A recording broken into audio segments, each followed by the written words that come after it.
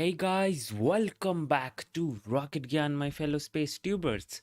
Okay, so today we are here to witness another launch, and this launch is kinda, you can say my favorite because here we will see another company going into launch business.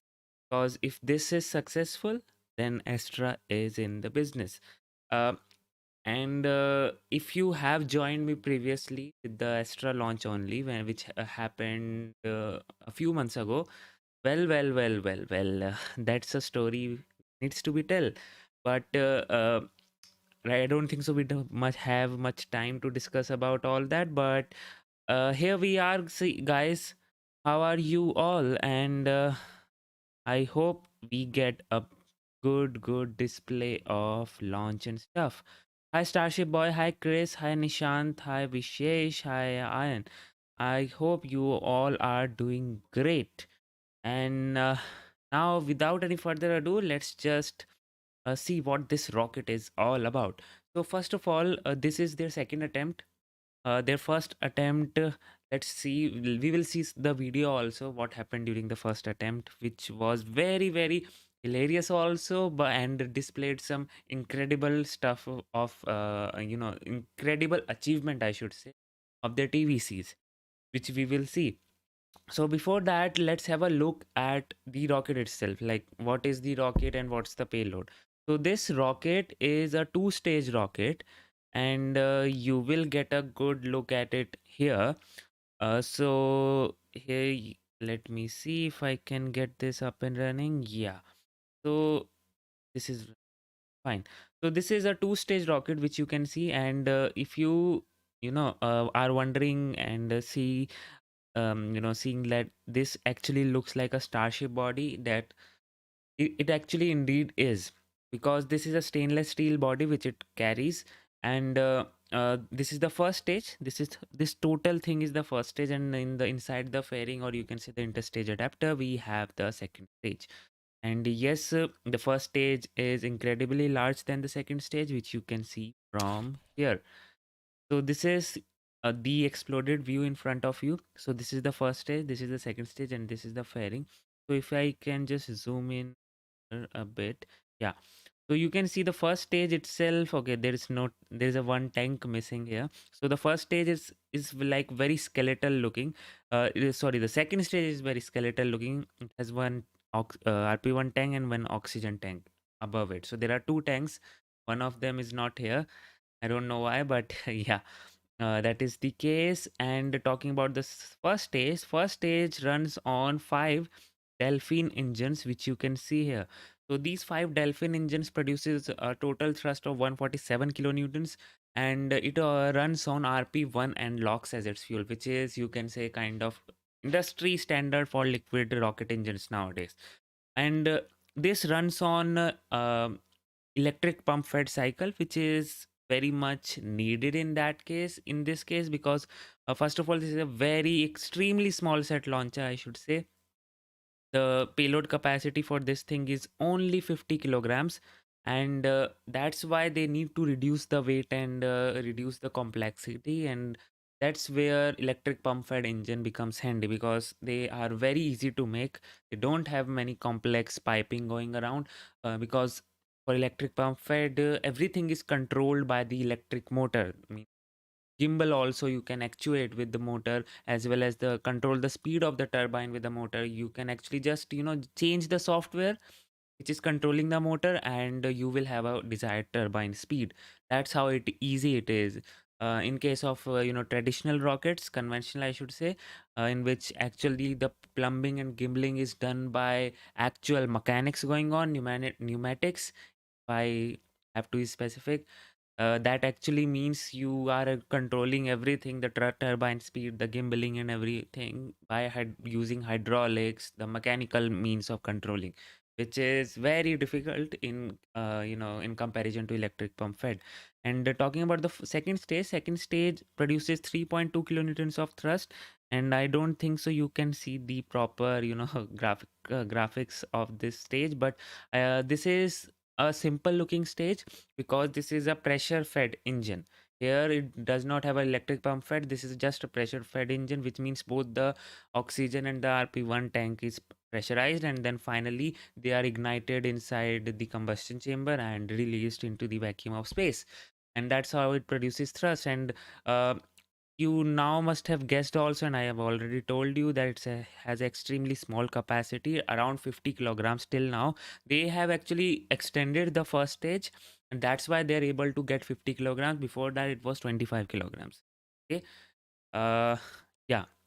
And talking about the payload, this thing will carry the mass simulator from the Department of Defense. Since that is a payload from Department of Defense, we don't know much about it. It's kind of classified information that we have. And other than that, yes, talking about the previous launch, so let's just see what happened during the previous launch, and then we will see what improvement they have actually made to rectify it. Okay. Um. Yep. This is a night launch, so that means we must be having some incredible view. Just a sec. There you go. Well, look at what happened during first attempt. 7, 6, 5, 4, 3, 2, 1. Ignition. 0. First motion. First motion.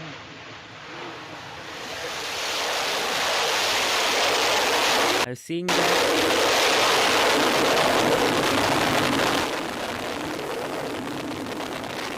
Nobody would have thought it would survive this thing. Let me just what is actually happening. Just a sec. Yes, there's some bit of lag here. Like,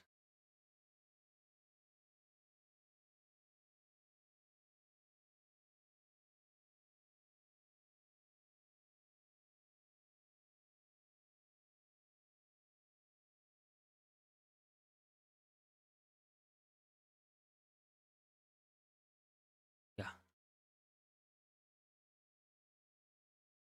Let's see what happened again.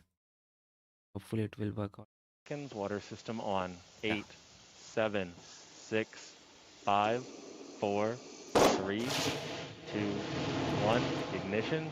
0. First motion. First motion. And this thing. Okay, now you must be thinking, if you haven't seen this launch, now you must be thinking, okay, well, it's a RUD, obviously, right? Yeah, it was a RUD technically, but see what happens.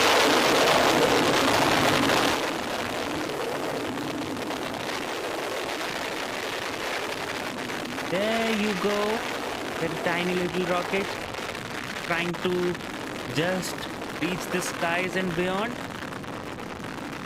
Literally, it saved itself from doomsday at that point of time. Later, what happened? That's all right, I guess. Our next objective is Max Q.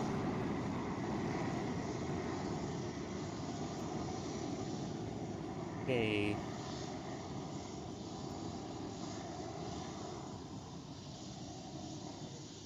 It literally, saved itself from becoming a RUD at the launch pad, which Looks is like a we're getting very some good really thing. great footage from our onboard cameras. They don't have to refurbish much of the launch pad thingy. Otherwise, we would have actually seen some actual delay for its launch today. This happened after it has lifted off from the pad. Is kind of cool. It tried and keep on going and going and going. Tried its best. You can say that. You just and at this point, we should forward. have also passed Max Q, which is the period of maximum aerodynamic pressure on the vehicle. You can see some sort of instability here. You can see some sort of motion. Our next milestone is MECO, or main engine Around cutoff, here, and the plumes also don't away. look all right. Like a triangle plume, which is not what you want. Plumes are all, always spherical. And then you go. Vehicle is Yay. passing through max Q. Okay, so this happened. Terminate send. And then finally it was asked to um, destroy itself using the flight termination system. Okay, so this actually happened here. And so let's just talk about actually what was in display here. I mean, this we saw, but what they have upgraded this time. So this time they have, so seeing all this, we could have guessed something, and we got to know that there was one engine issue. One of the engine did not ignite. You can say did not ignite, or there was an early shutdown. So other than that, we actually didn't have anything else, as in what happened there. But we do know that they what corrective measures they followed. They reconfigured their propellant supply system to prevent mixing of fuel and oxidizer in case of a leak. Okay, so this is pointing towards a leak. Another thing is modification of the propellant supply mechanism to reduce the risk of leaks. So everything is pointing towards the leak, which means that there must be some fuel line burst which would have happened and which would have caused an early shutdown. So finally they have rectified all those things, and hopefully we will get to see a beautiful launch today. So I think we are live now. Okay, we do have some time. So I thought we have some delay here of 15 minutes. No worries, 15 minutes we'll talk about the things. I had some things to talk about too, but just let me just see what's the new T0, and then finally I'll record it. Just give a sec.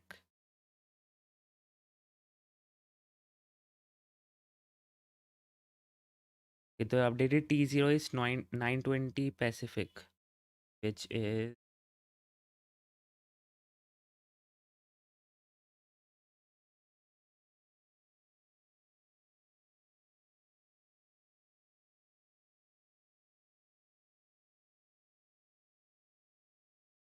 it is in okay. Just update it here. Give me a 20-minute delay actually. That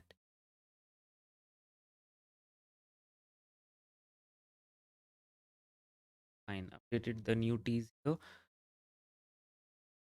That Michael Scott saying yeesh. That was me, but yeah, he said fan of Mike. Okay. So what happened? We actually talked about what happened here.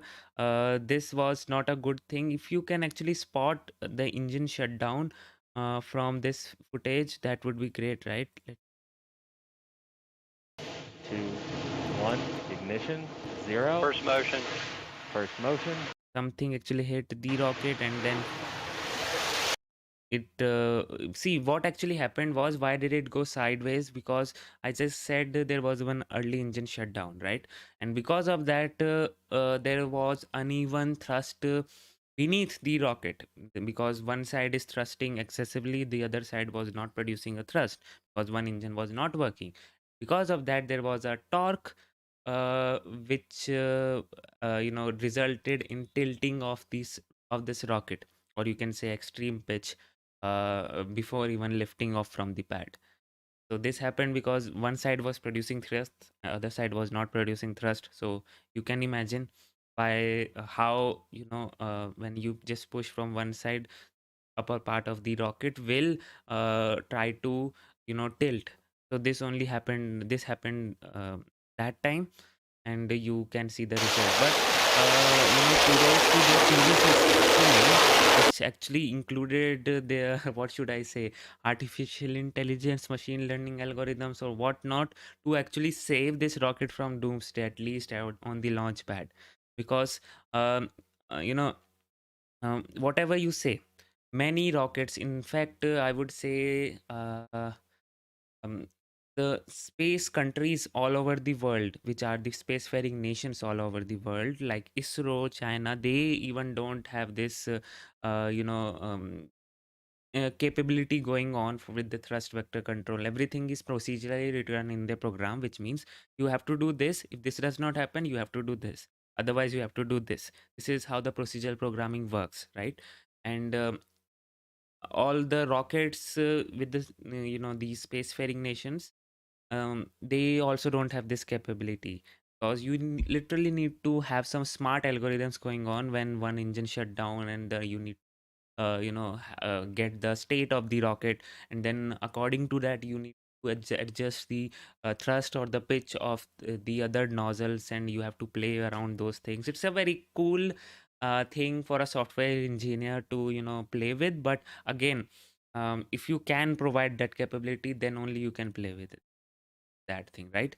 Most of the rockets runs on procedural programming rather than that. And this one, since it's a new rocket and from a private company, then also it was able to display such a beautiful what should I say, beautiful play of the thrust vector control, which is quite phenomenal. Right. So literally, it's a great button which got injured at that point of time, which actually saved this rocket. Otherwise, it would have collided with the rocket gate, and there was a death loss. I don't know. What I mean by gate is this. Anomaly with the You can see from here. This gate. They literally left this gate open. They also said we were not, we didn't decide to leave the gate open. It was just a last minute thought, and then it finally came handy. So that was a great thing. Okay, so let's take your questions if you have any, and we'll wait for them.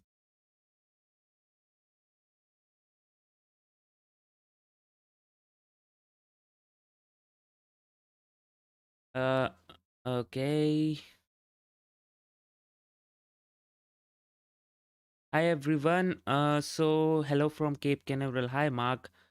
Hi Ben from Texas. Hi Starship Boy from India. Cool. How's life? The Tong says, I'm good. Life is going great. A bit busy these days, but all right. Was it successful? No, we are waiting for them to come live. Just reliving the previous launch. That's it. Iron Clue Gaming, tomorrow is my birthday. Okay, happy birthday, Iron Clue Gaming, in advance. And hopefully, I don't think so. We have another launch tomorrow. Otherwise, it would have been a great birthday gift for you. We do have another launch, but that's from China, and China is launch provider does not stream those launches. So I should say that. Okay. Um, if you have any other questions, you can ask me. Other than that, if I have to talk about the previous launches, first of all, this delay which was conveyed to us, we don't know what caused that delay. Maybe actually, let's have a look at the weather also, right?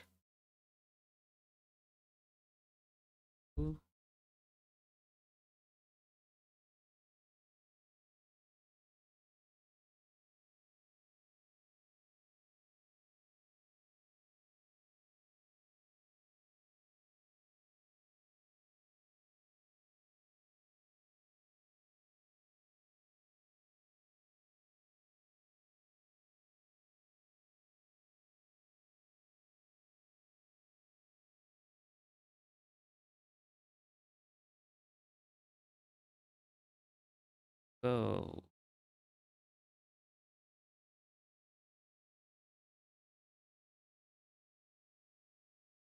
so these are the weather which is right now. So we can see the wind is not too much right now. 10 miles an hour, 4 miles an hour, which is under the you can say consideration. It's not too high. So I think the weather is holding up. Other than that, this just refreshes in 30 seconds. That's why. Other than wind is not a concern, but other factors are also there, and we don't know about the upper level winds. This is the ground level thing. Yes, and otherwise weather is looking good. Wind trend right now, it's 10 to 15 in this boundary, so kind of on the calm side. Okay, cool. I guess we will not have any such delay because of the weather, maybe some technical glitch, right?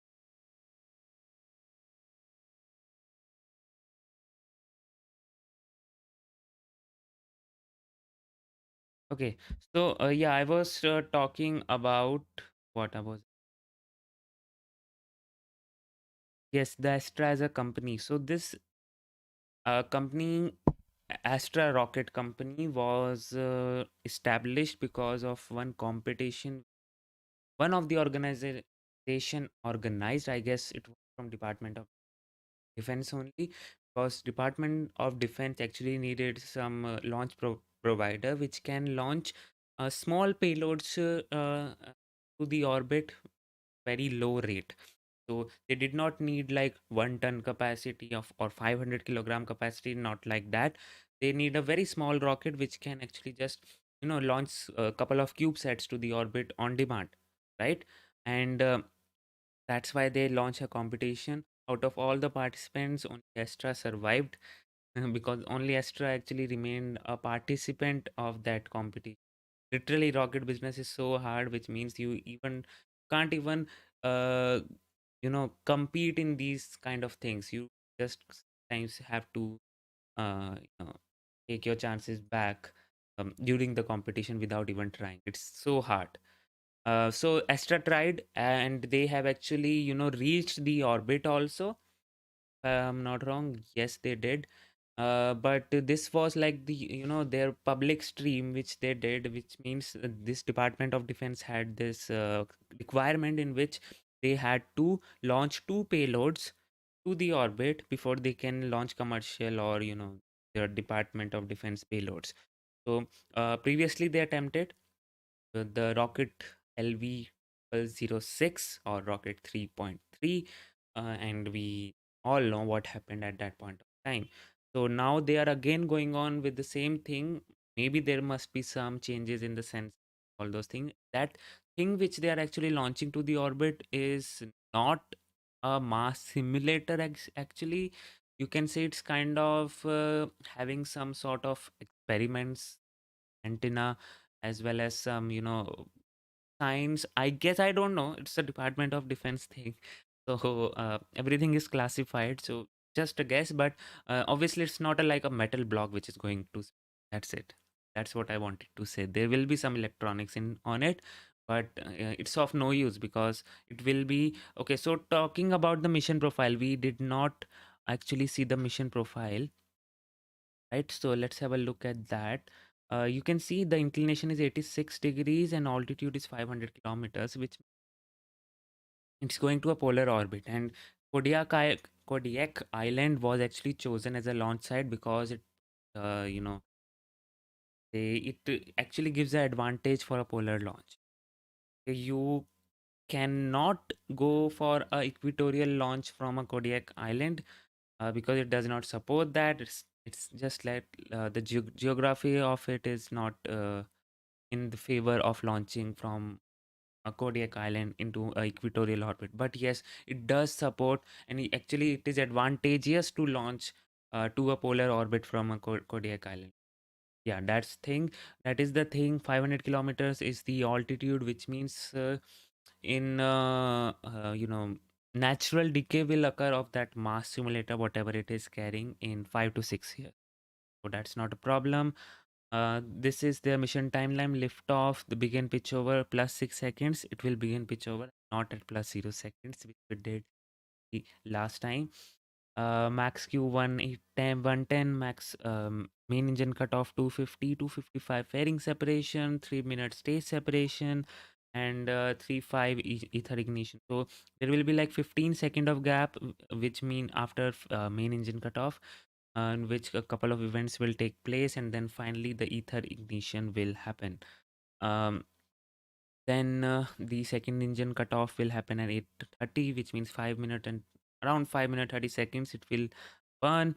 Then finally it will deploy payload deployment signal. So that's why I'm saying not like a metal block which does not even have a decoupler on it. Will have a decoupler and it will deploy it in space, but it's like, it's not a satellite going to space, but just something going to space, and that something is not a metal block. Okay.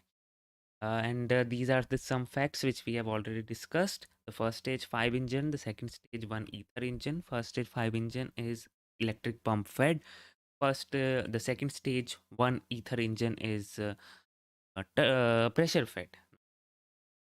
Pressure fed, which means very very simplified, and produces around 3.2 kilonewtons of. That's it. Yes, we getting.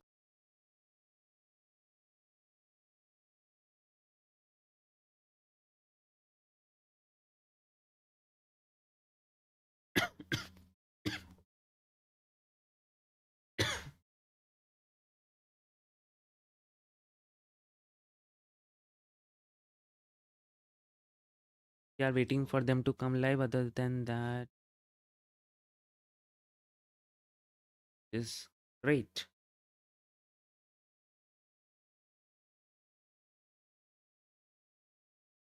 So will it be a night launch? Yes, it will. Thanks for streaming. Thank you so much for joining in. Uh, Hello from Florida. Hello Wagner. Oh, hello from China. Chinese people are also there. Hi, Peng. Tomorrow morning I'm all in Astra. But uh, Chinese all launch is also there tomorrow actually, but you know, CNSA won't be streaming it. Just waiting for them to come live.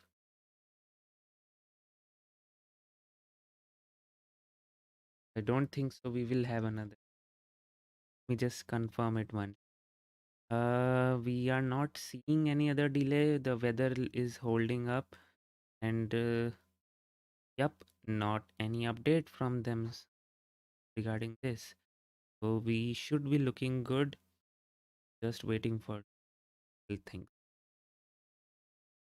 Okay, we do have a delay. Oh man, 25 more minutes. No, this is not good. Okay, what would we do now?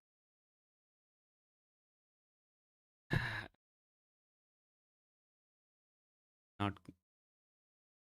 is not cool at all, but yeah, we have a delay of 25 minutes.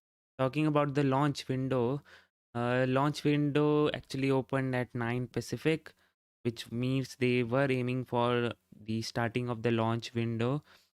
Other than that, how long is the launch window? That is a thing to be seen. Let me just confirm, tell you what is the actual launch window. Launch window is okay.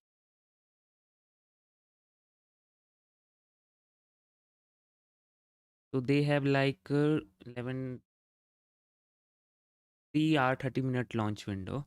Okay, out of which they are now aiming for 10 30, out of which they have consumed 1 hour, sorry, 30 minutes. So you can kind of say they have like 3 hours launch left for today. This is actually older tweet. We are actually waiting for another tweet from their side which would explain the delay today this time. Okay, let's just go to Twitter and what do we have in store for us. We'll, we'll just see what is happening out. So speed of light on a cosmic scale. We'll see this, but okay. To align with the new stream start is no earlier at 8:45 p.m. It's a test flight, so extra patience is required.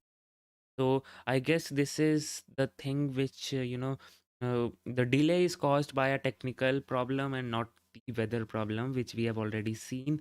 So as this thing specifies, also it's a test flight, so extra patience is required, which means yeah, it's a technical glitch, a last time technical glitch which they need to work on.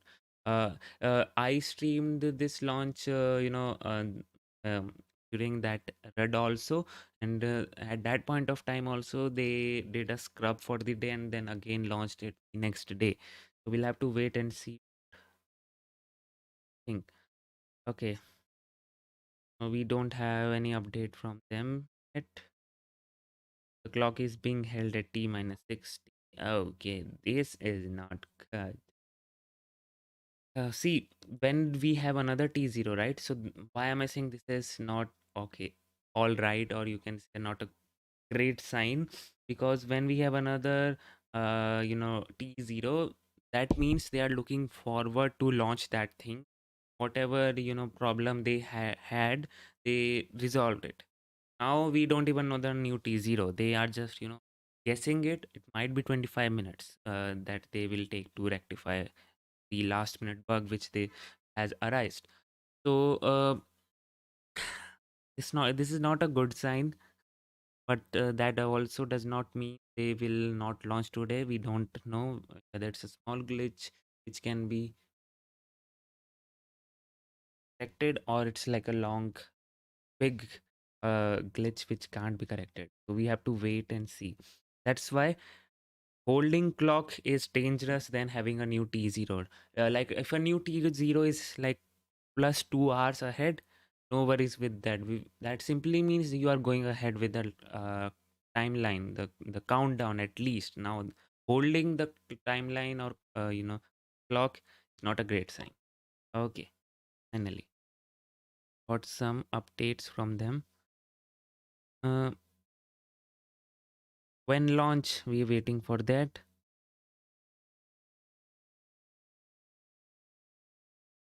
See, this is a test flight again. I'm repeating, this is a test flight.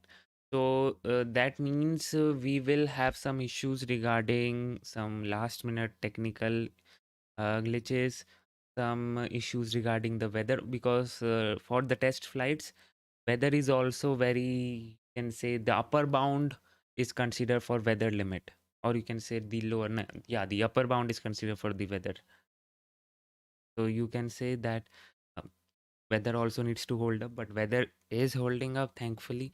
But I think there's some problem with technical things. So yeah, we have to see this video. This is kind of cool. The speed of light on a cosmic scale. Uh, See this, 7.5 orbits per second at surface. This is the speed of light. Okay, this is so fast yet so slow. You can see actually when a light travels from Earth to Moon, how much time does it take? Earth to Mars, how much time does it take for a light to move, which actually travels at around 3 into 10 to the power 8 meters per second. It is so fast, but it is so slow, so slow for covering the universe. You can see, this is so slow. And our engines, whatever we have made, they are extremely slow in comparison to light speed. If we have to actually travel uh, galaxies or even the solar systems, we need to develop a proper FTL engine, which is faster than light engine. It's not like that engine would break physics laws. Nope, not like that. It is entirely possible.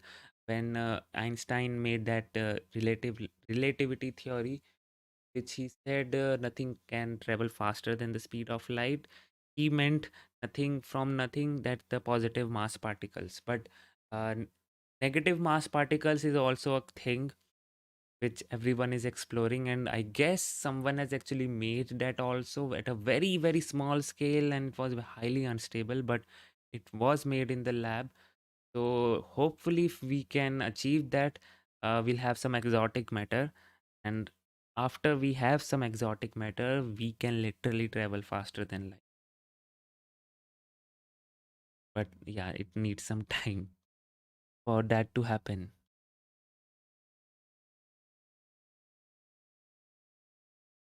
So do you have anything you want to say? You can say. Otherwise, we will have some wait and say.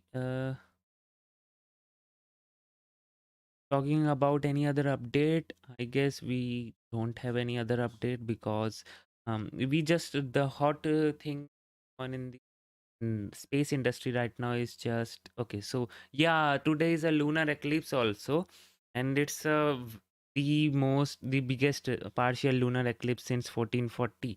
So guys, I would say, and that lunar eclipse will start around 1 hour 30 minutes from now, I guess. So if you have, if you, live in a country where this lunar eclipse could be seen, it would be great because this is the literally the longest lunar eclipse which will happen today since 1440. Around 6 hours long. This lunar eclipse will be 6 hours long. Are you kidding me?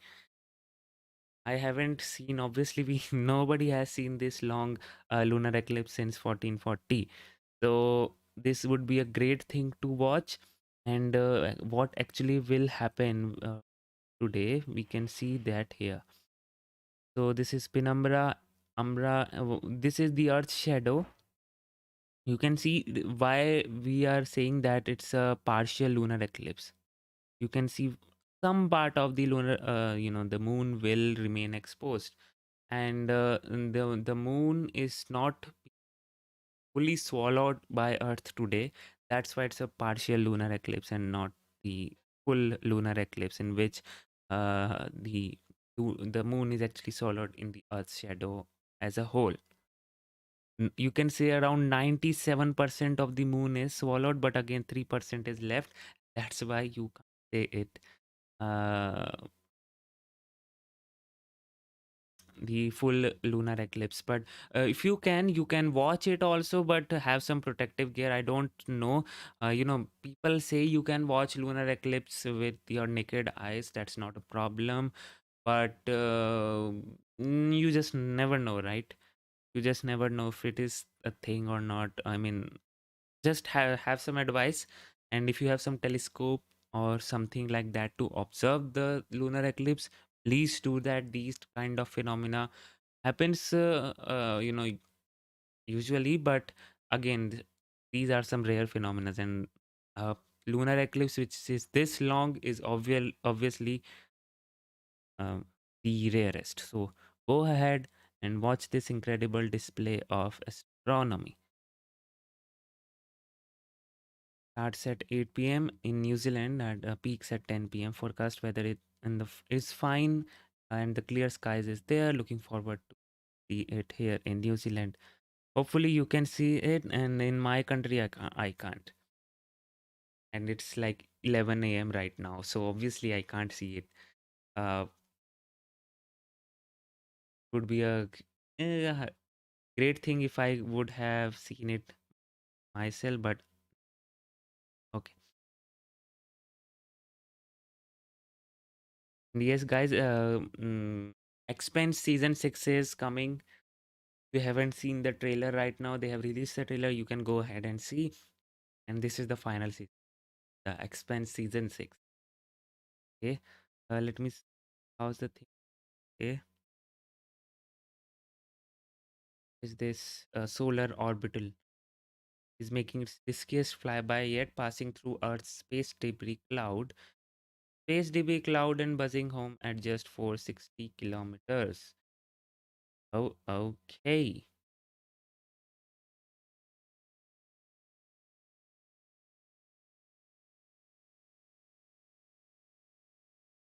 This is not good, right?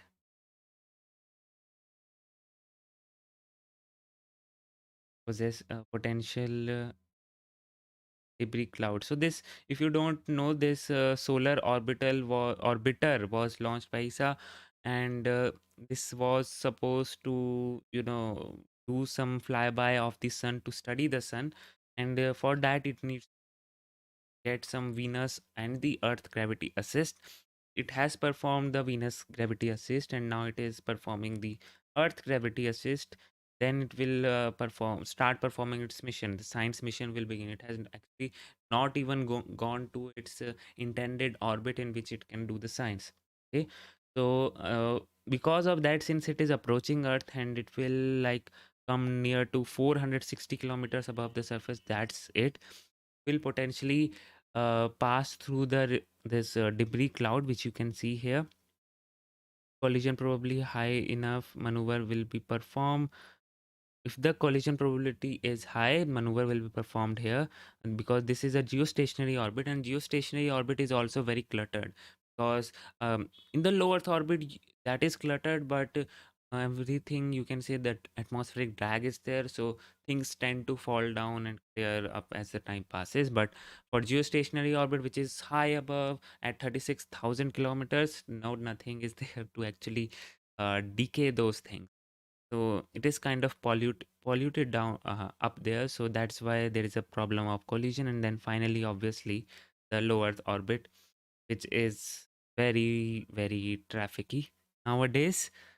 uh, they will this thing will be going at extremely high speed, um, greater than 11.2 kilometers a second, which is the Earth's escape velocity. It will be going at greater than that velocity, and the debris will be revolving the Earth at around 8 kilometers a second. Debris or satellite, whatever you want to say. Okay, so there will be a difference of around 3 kilometers a second, which is huge, and it can destroy this satellite at no time. So that's why they need to make sure everything would be Let's hope those Russia's ASAT mission does not have some uh, harmful effect on this satellite.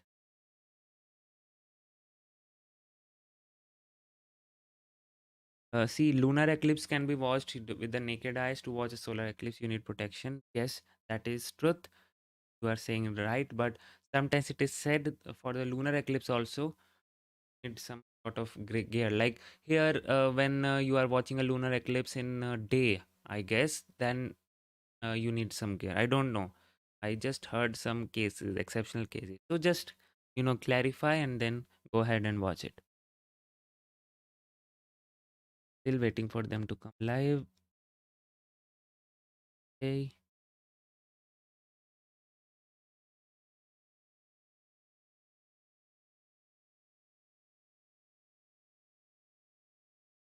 And this James Webb is guys. James Webb is coming soon. This James Webb telescope is about to launch in December, and this will be launched from Ariane 5 rocket. And after such a long delay and such a long development of this telescope, finally we will be having this telescope in the orbit. This thing is so sophisticated that there will be around 300 points of failures which can actually happen during the deployment of this thing as well as during the operation. And any of that will fail, that would mean there will be some problem with going up with the mission. And let me just tell you, we can't do the service missions like the Hubble if anything goes wrong, because this thing is not going to remain in low Earth orbit. This thing is going beyond moon, at a Lagrange point. You can say it will revolve around the sun. You can kind of say that. So it's not a thing where you can just go out there and if anything goes wrong, do a service mission like Hubble, which had some service missions. That is not the case. So whatever thing happens, you need to resolve it from the ground. That is the biggest challenge from them.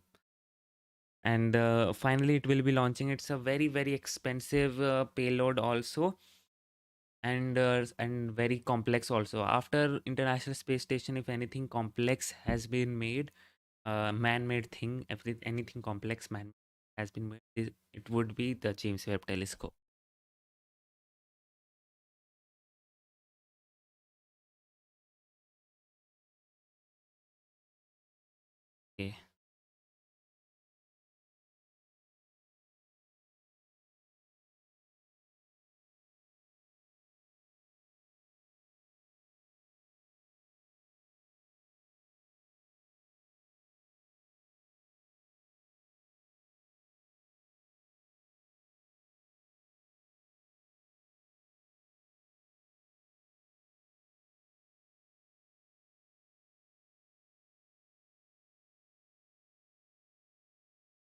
and we are living a good time also, because we will be seeing some sample return missions from the Mars, and one of those orbiter will be, you can say, made by ESA.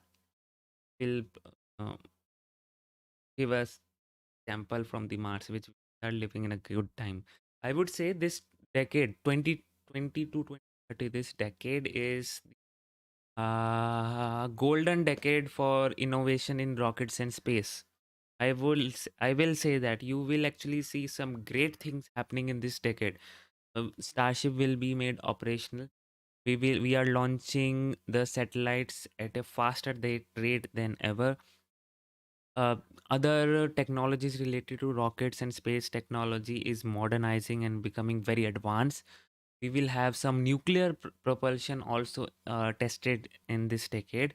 The biggest of all, we will be going back to the moon, and this time we will be going there to stay. And hopefully, we will see at least one launch, to the means the one manned launch to the moon. And I'm just waiting for that day when we humans will go back to the moon. It was like our neighbor, man. It's like you can see that thing in the sky every night, and we haven't gone there since 50 years. A huge time. So finally, we are going back, and let me just tell you guys, if you don't know, that it is actually written in the NASA's mission requirements that whenever you are going for these kind of missions, manned missions to a celestial body, you need to take the most advanced camera gear with you. That's written in the NASA's mission requirements. That is actually one of the mission requirements which they have to follow and they have to go with. When in 1970s, when they went to the moon, then also they got the most advanced camera gear which they had at that point of time. 1970s, getting a live stream from a lunar surface, that too, kind of, you can say, a colored live stream. That's an incredible achievement in 1970s, when people don't even had colored televisions. Um, so yes, you will see some great footage coming up from the lunar surface once we are up there. And maybe when astronauts will go there, they'll just set up a camera out there which will run up forever. Will run, on the solar power, and it can just provide a live stream of the moon 24/7. How cool would that be, right? Okay, I hope we don't have a delay now.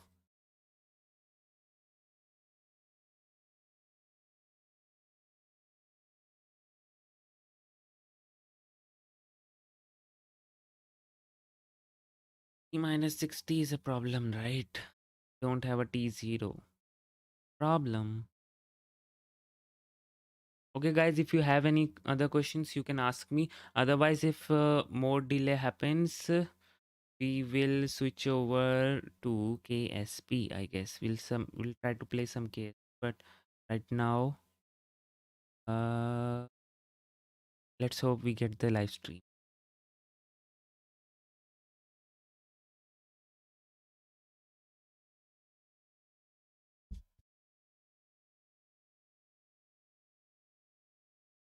Guys, okay, let me just ask you one question.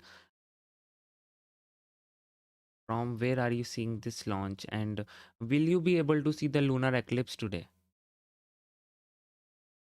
Will you be able to see that today? The lunar eclipse. We wanna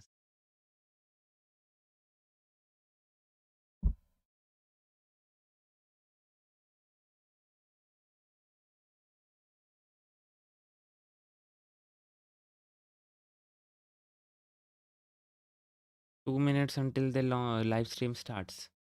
So we will have to wait some.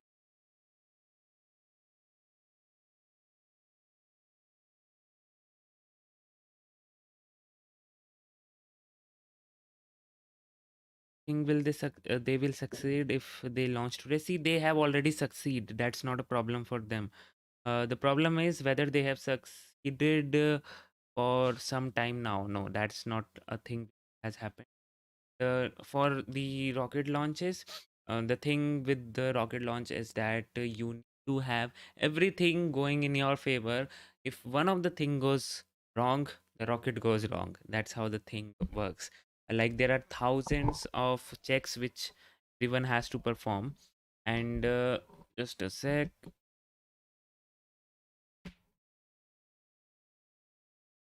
Yeah, I was saying there are like thousands of checks which everyone has to perform, and if one of the checks is failed, you don't go with the launch, and that is a thing with when the rocket launches also when it's performing everything perform in the right way. If any of them does not perform in the right way, you are doomed for the day. But see, this is a test flight, so you can't have like 100% success rate. Okay, that is a thing. So you need to, have some sort of figure going on in the mind, like 30 to 40% success rate, because this is a test flight again, and in a test flight, anything can go wrong. So you need to wait and see how the things will look ahead. Living in Canada, John Wilson says, living in Canada, so no eclipse for me because it's snowing. Oh, okay. Hard luck, but here, living in my country, it's like 11 a.m. right now, and it's not a thing that moon is not there in a day, right?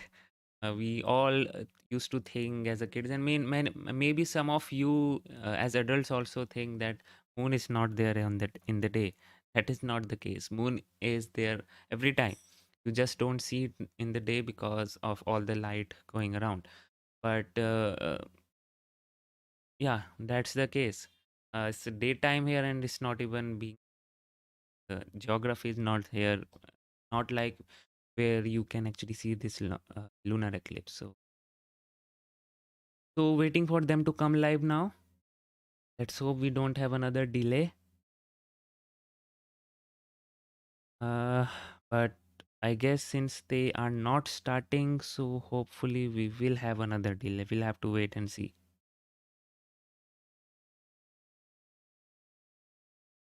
So what is this mission in Wellington, New Zealand? Then we'll see the full duration from our front yard. We'll attempt to get some images. That would be great, Mr. Millet. If you can,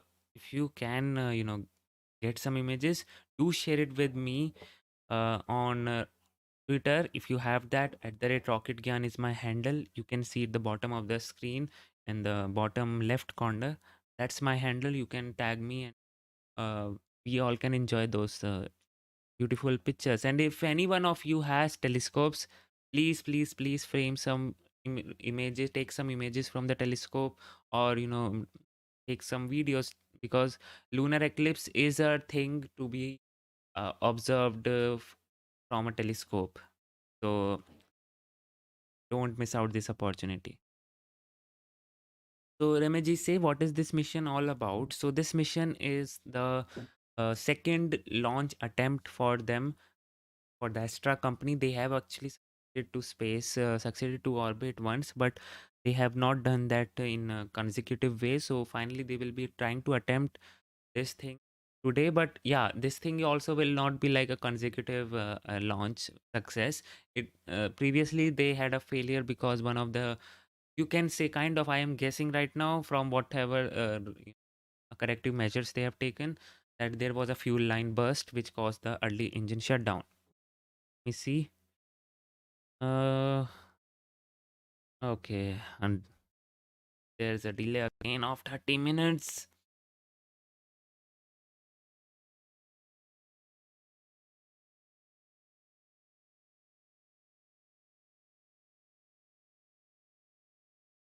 So yeah, I was saying that previously they did not launch it because there was some issue with the early engine shutdown, which caused the red.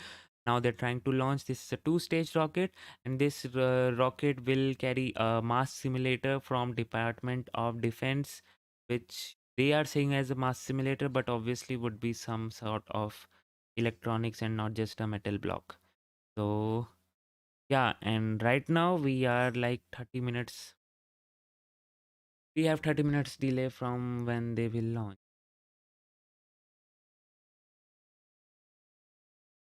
Telescope is packed away, so it would be a good zoom on the camera. It will, yeah, sure, that would also work.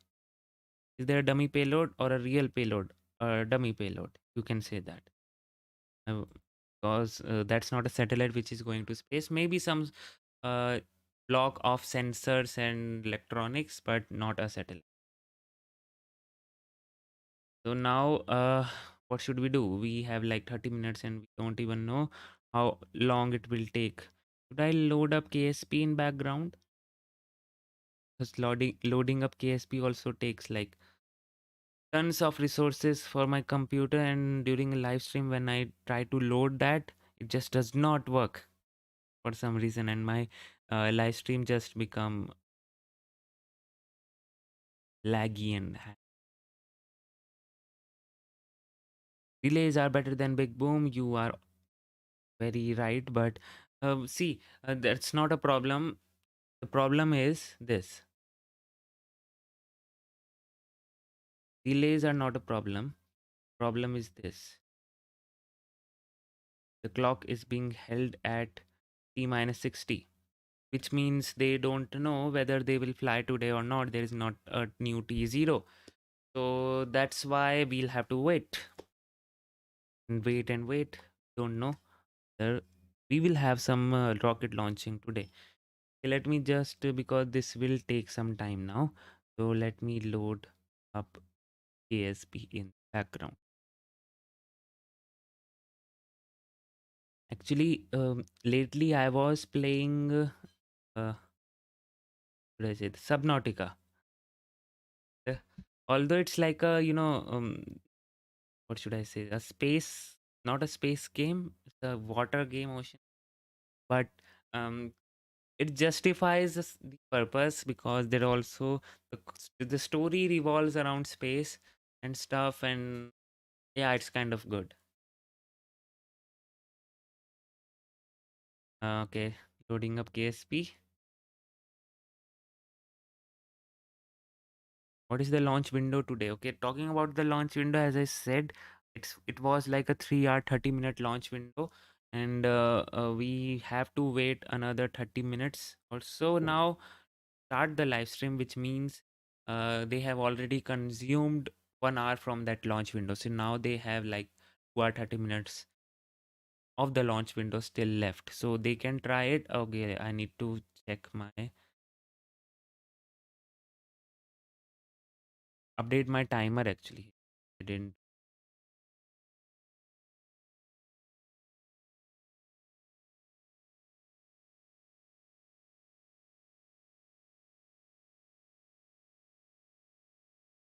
think it.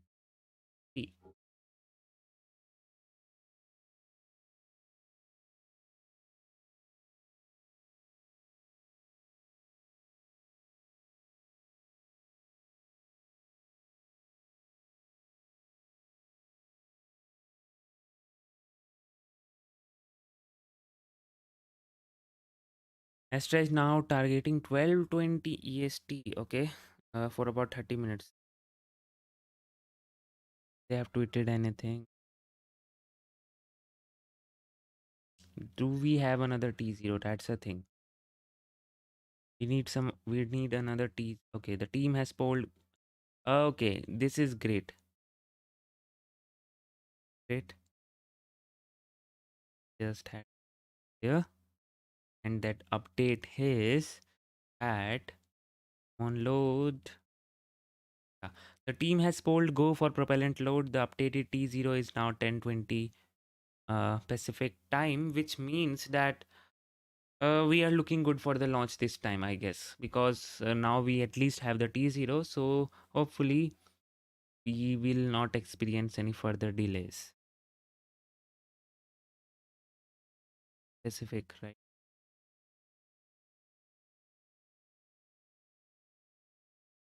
Around. Okay, so it's like the- the update my T.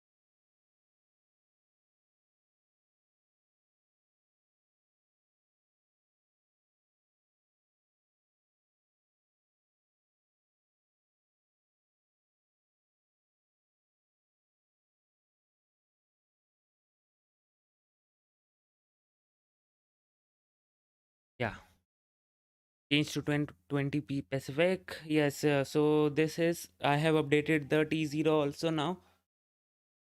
1 hour 26 minutes until the launch, and KSP is loading. So I guess we will not need KSP for some time. We will get to see the launch today. Let's hope we get to see that. And guys, whosoever is new in this live stream, let me just tell you that in on this channel we do live streams of all the launches of every science event, space event, I would say every space event that happens, as well as we have videos of space technology, rocket science, all those things. So if you like my commentary right now, you can actually just hit that subscribe button. Would really help me, and maybe support me on what I do, because it's a very hectic task to come live at every launch. Because especially when you are outside of US, most of the US launches, like for me, most of the US launches are like on 2 a.m., 3 a.m., 4 a.m. like that. Ugh, very hectic sometimes. Anyways, uh, still waiting for the to load up. It will take some time. You can just support me by becoming a member or Patreon. The link is down in the description. Super chat is always enabled for one-time funding.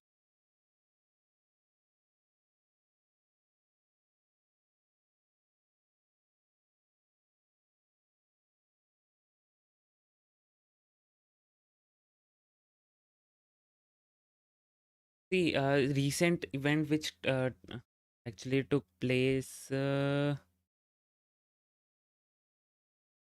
The recent event which took place, the space industry, was obviously that Russian anti-satellite mission. So let's talk about that since we have now time. So I discussed about this issue in my previous live stream also, and this thing is, see, any type of anti-satellite test is a thing which I'm not very fond of. I don't like anti-satellite test at all, no matter from which country it comes from.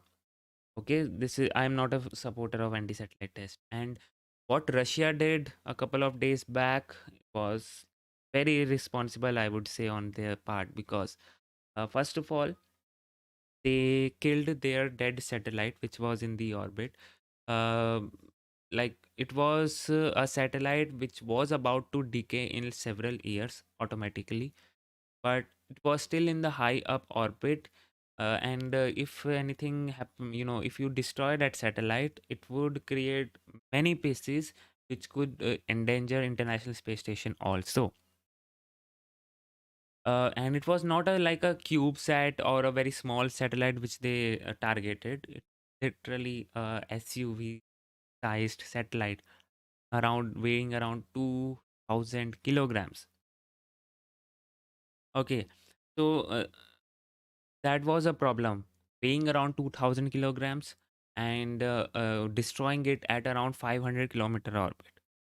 And at this point, this orbit, you whatever debris pieces you generate, they tend to either go high up, or just spread up in space, and you don't even know where it has gone. And that's what actually happened.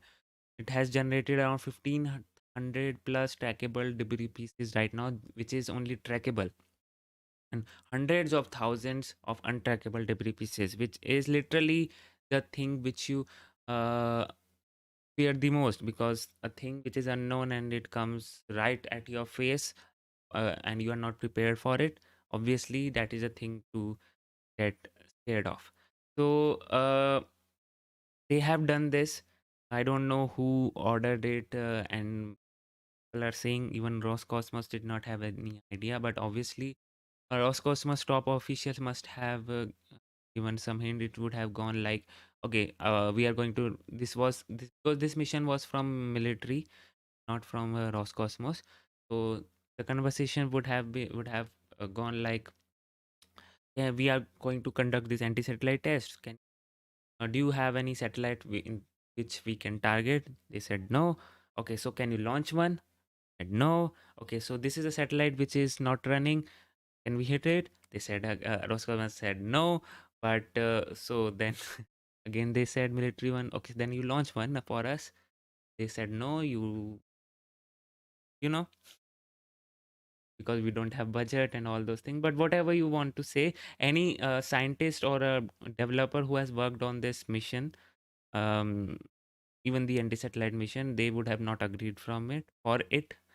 Even whatever this military operation has taken place, the orders would have come above.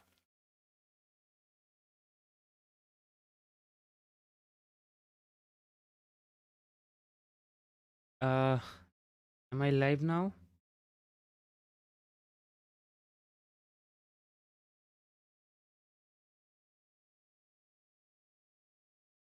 I guess I'm live, right? Yeah. Okay, finally. Guys, you can hear me. If you can, just type in the chat. Okay, good. So finally we are back, and I'm not going to ever going to open KSP in the middle of stream. That's for sure. This was not a good thing to do, right? Okay. So finally we will be having the stream from them. We're just waiting for them to come live. We still have some like 3 minutes or so. I am not opening KSP at all. KSP is a very incentive game. Whenever I load it up during the live stream, I can load it up before the live stream, but when I load it up during the live stream, that creates a big problem.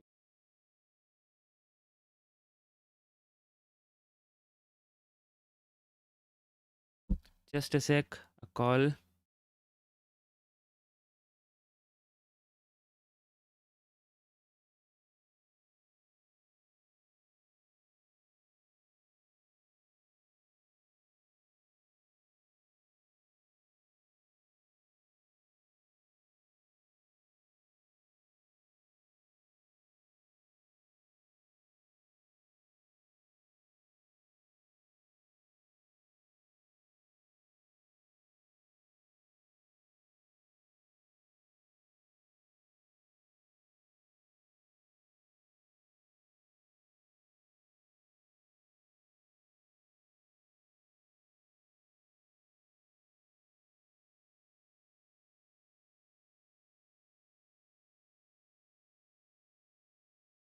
Okay. Okay, guys. So we waiting for them to come live. Everything is looking great right now. We do have the T0, and I'm not. Just a sec.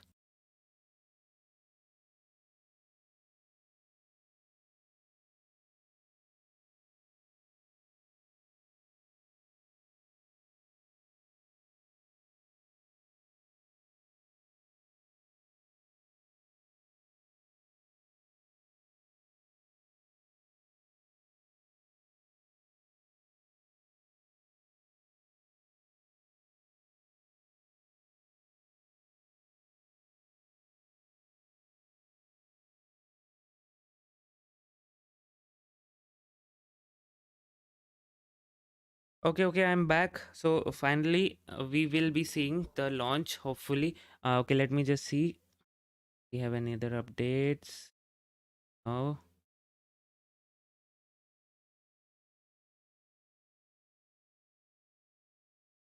Whales is a very good comparison.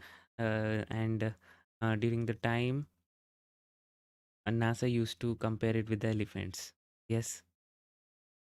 you need some sort of scale, right, to compare these things. So that's provides a good scale.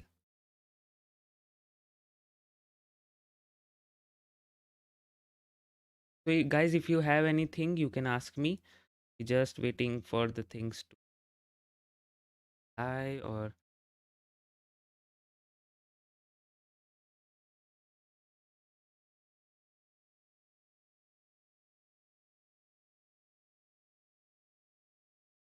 okay.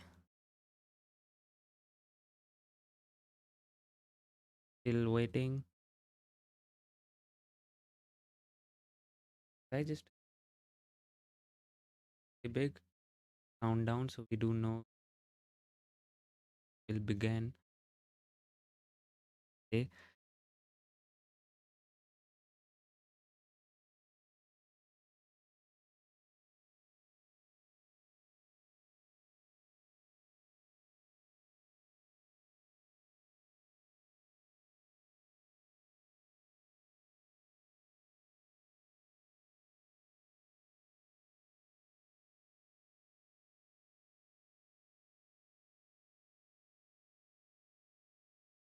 Okay.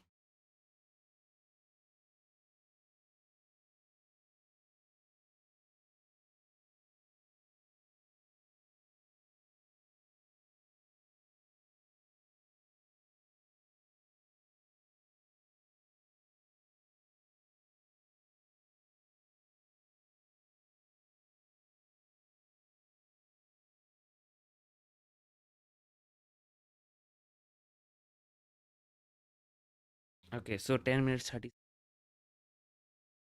finally.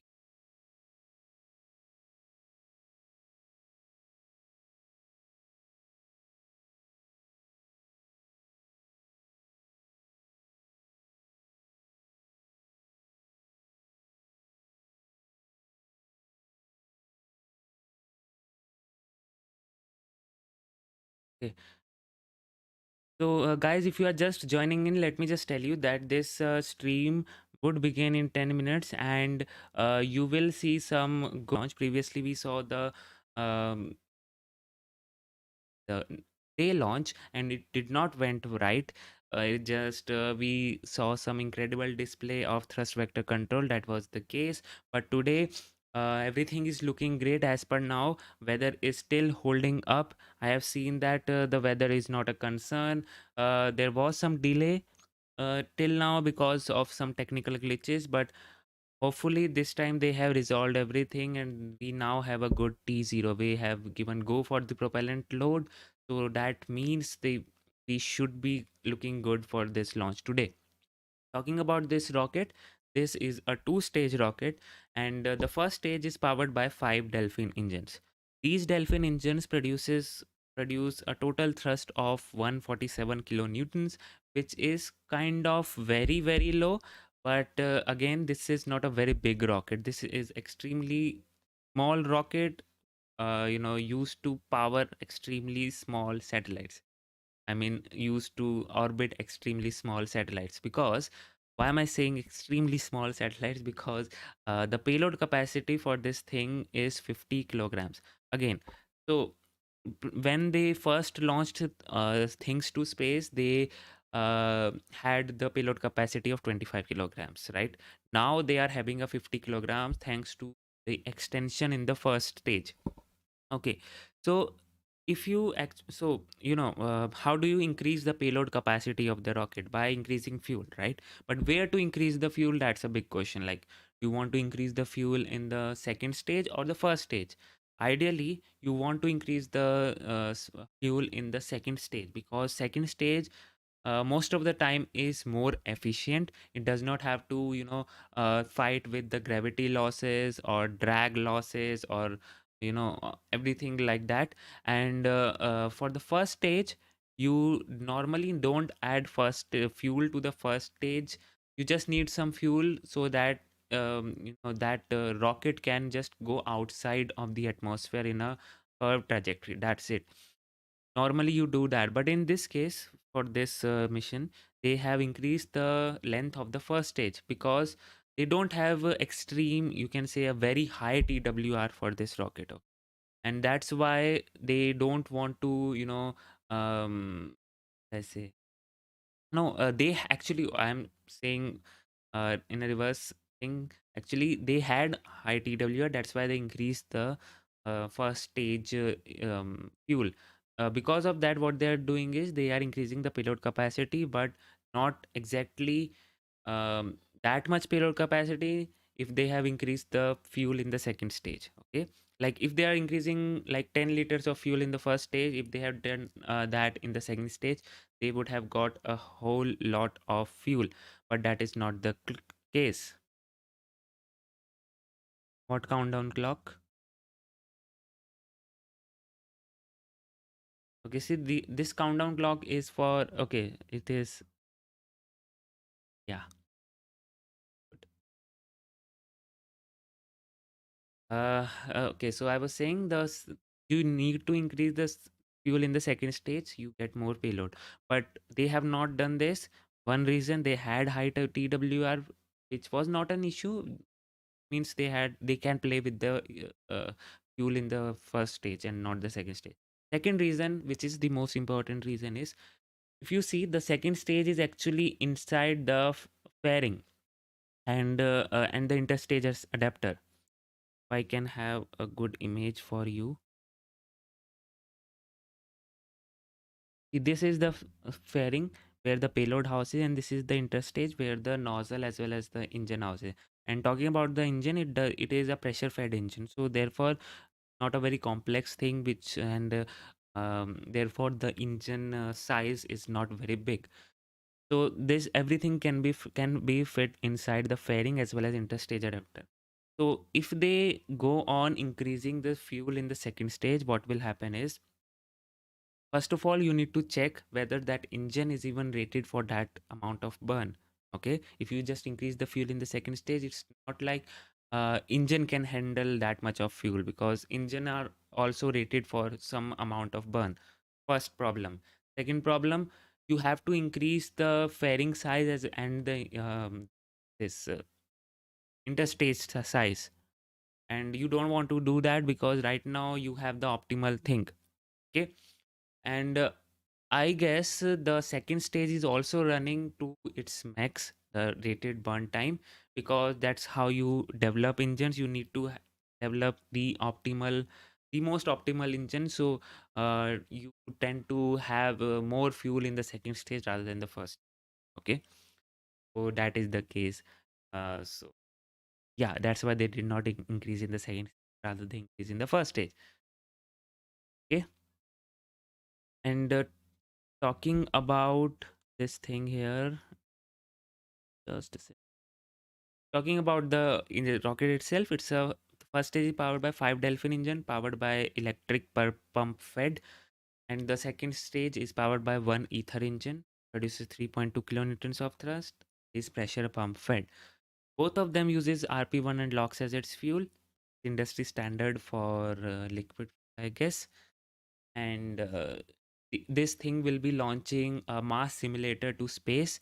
That mass simulator will not be just be a metal chunk or metal block, whatever you want to say. That metal block will have some electronics, also some sensors, some electronics from Department of Defense. So everything is classified in that part. So yeah, this is their second launch attempt to launch that payload from the Department of Defense. For the first launch attempt, they uh, had some problem with the engine, which caused the early engine shutdown, probably a fuel line burst, and because of that there was a rud in flight. Okay, I guess I have summarized everything. 3 minutes left.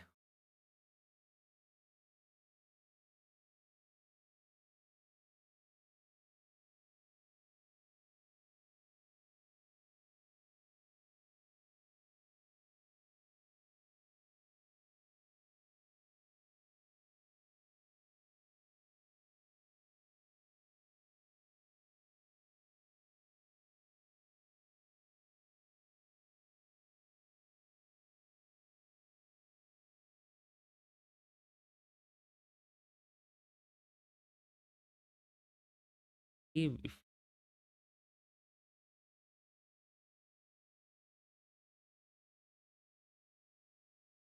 we having any other update, we are still go for the launch. Yeah, still go for the launch.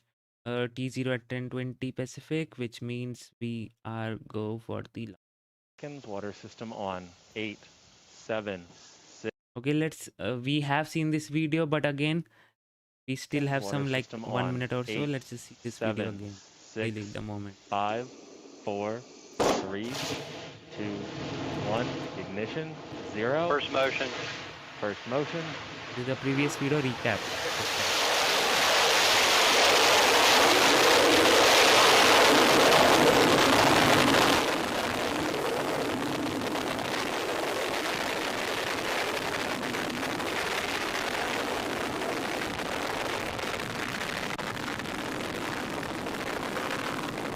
Surviving such a incredible fate is, very good achievement. Our next objective is Max Q.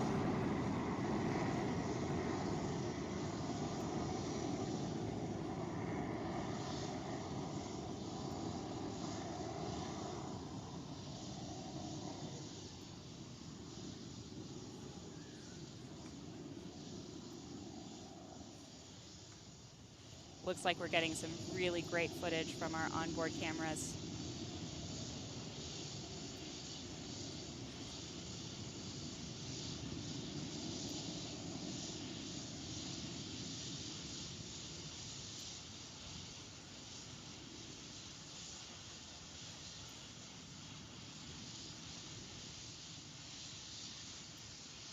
Was one of the best launches ever. Exactly, it was one of the best ever. Waiting for them to come live.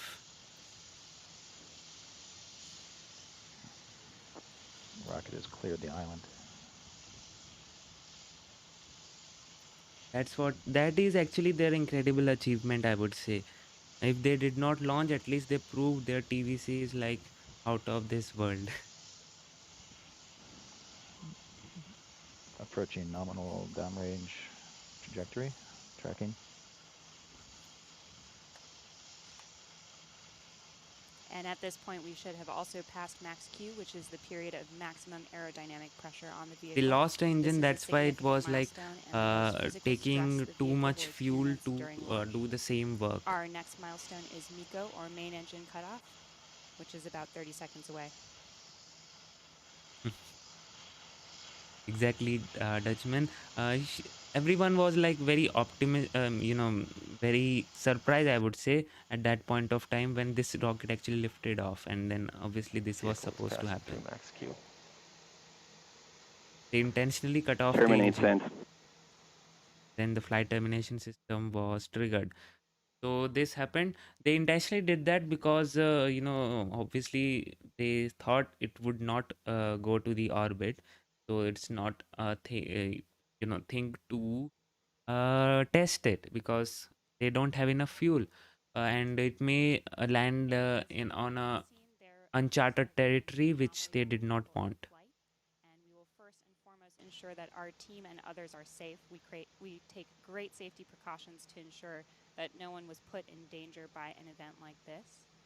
It does look like we got about 2.5 minutes of flight data, which will be incredibly helpful as we make improvements And to they our left the next gate vehicle open, on our way to reaching which orbit. was a great Any sign, flight right? where we get some Otherwise information we wouldn't have is, seen is a successful one in the our mind. flight of this rocket. Although we did not achieve our primary objective today, our team will work hard to determine what happened here. Okay. So still waiting for them. I hope we get the launch stream now, please. Do we have any other update? Oh, nope. Nothing like that. Still waiting for them to come live though. And that is not a good sign. Waiting. It's like, when I also go to, for these live streams, it is at the very last moment only something has to come up, because that's how live stream works for a broadcaster. Because for me also, whenever I do the live stream, most of the time something has to come up at the last moment, and I have to quickly resolve it and do the live stream. Okay, they have not changed the time, so we are still waiting, and we don't have any other update too.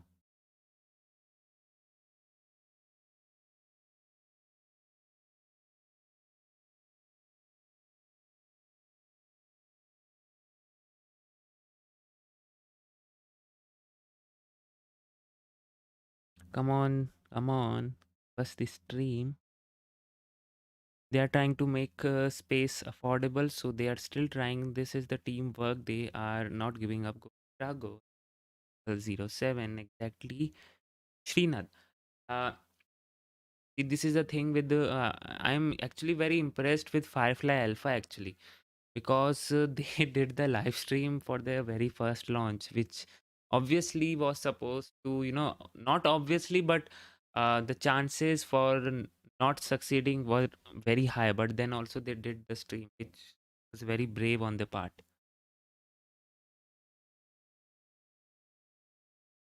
Hi Arthur, no, there is no hold right now. You can see.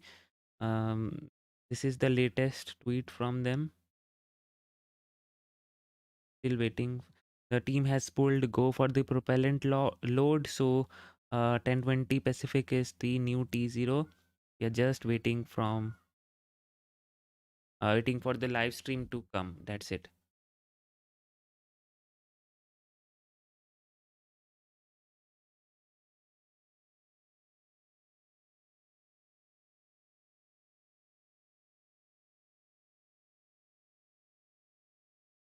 Come on. Come on. You can do it. We all are waiting for the live stream. See, in 2022, you will actually see more private players coming in for the launch party. Coming in the launch party. Many launch providers from India, I would say, will be testing their launch in 2022, hopefully. And from all around the world also, most of them are targeting 2022. So, and Artemis is also there in to be launched in 2022. That will be unmanned mission, but again, something is better than nothing. Yes, I know they are 3D printed, but not entirely 3D printed. That is one thing. Talking about entirely 3D printed, there is no as such engine in this whole world which is entirely 3D printed except a company from India which is going to be launching soon, named as Agnikul Cosmos. They have their engines which are entirely 3D printed. This is the biggest achievement which they did, because there is no such engine right now except for them, which is entirely 3D printed. And when you can entirely 3D print a rocket engine, you know how production would be for that engine, how fast the production would be.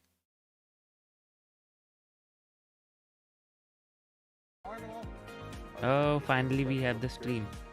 Let me just switch over.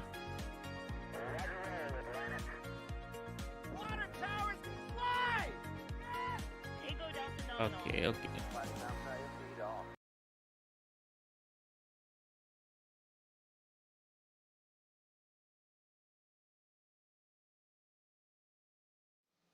Welcome everybody. You are looking live at Launch Vehicle 0007 on the pad in Kodiak Island, Alaska. Astra is about an hour away from conducting a test flight with the goal of reaching orbit. We are coming to you live today from Astra's headquarters in Alameda, California. My name is Thomas Burkhart, News Director for NASASpaceflight, and I'm joined by Carolina Grossman, Director of Product Management at Astra. Carolina, thank you so much for joining us tonight. Thank you, Thomas. Astra and NASA Spaceflight are partnering tonight to bring you this live broadcast. Thank you to Astra for covering some of the expenses associated with making that happen. As usual, we'll be taking your questions from chat over the course of the broadcast, so if you have a question about today's launch, tag at NASA Spaceflight in chat, and we're going to answer as many of those questions as time allows. Let's start off with a quick status update on today's launch attempt. Carolina, how are we looking so far? We are keeping our eye on some upper level winds, but we are proceeding with tonight's launch attempt, and you can see that the first stage has been filled with propellant, as indicated by that smoky white area for the top half of the upper stage. And so if you are just joining us and maybe be new to Astra recently celebrated its 5-year anniversary. This is their 4th orbital launch attempt. So let's take a look at some clips from 2016 till now and Astra's 5-year anniversary. The early days at Astra, we were all a real big family. We would all finish our morning meeting and then we would all gather downtown San Francisco, which is where we started. 30 or 40 people design and build and launch the first rocket. Astra has been an exercise in becoming as efficient as possible, not only in the rocket that we're building, but also in the way the business operates. What I'm most proud of so far was the Rocket 3.2 launch back in December, where we made it to space. And watching the upper stage ignite and then take off. I mean, everyone was elated, crying, screaming, jumping up and down. Seeing the Earth flash up on the screen for the first time from the downward-facing camera on the upper stage, realizing that that was a picture being transmitted from the system that we just put into space. The resilience that this team has shown and the grit that this team has shown over the past 5 years to get where we are today is just phenomenal. The way that the team pulls together at those times is amazing to watch. My hope is that Astra maintains that culture of debate, but also respect. What we were trying to achieve seemed unachievable at that time. And I think we all had to be very close and not just be coworkers, but be friends. We all embodied that, and it allowed us all to work hard and push each other to get to the point we are today. We seem to take on So these Herculean exactly, challenges they have and actually knock them down achieved every some single great day. feats in the past, Almost and unfathomable. congratulations for the 5-year anniversary. Many more to come.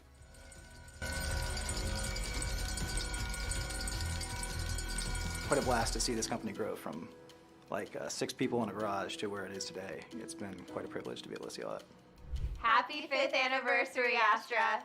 Happy 5th anniversary, Astra! Happy 5th anniversary, Astra.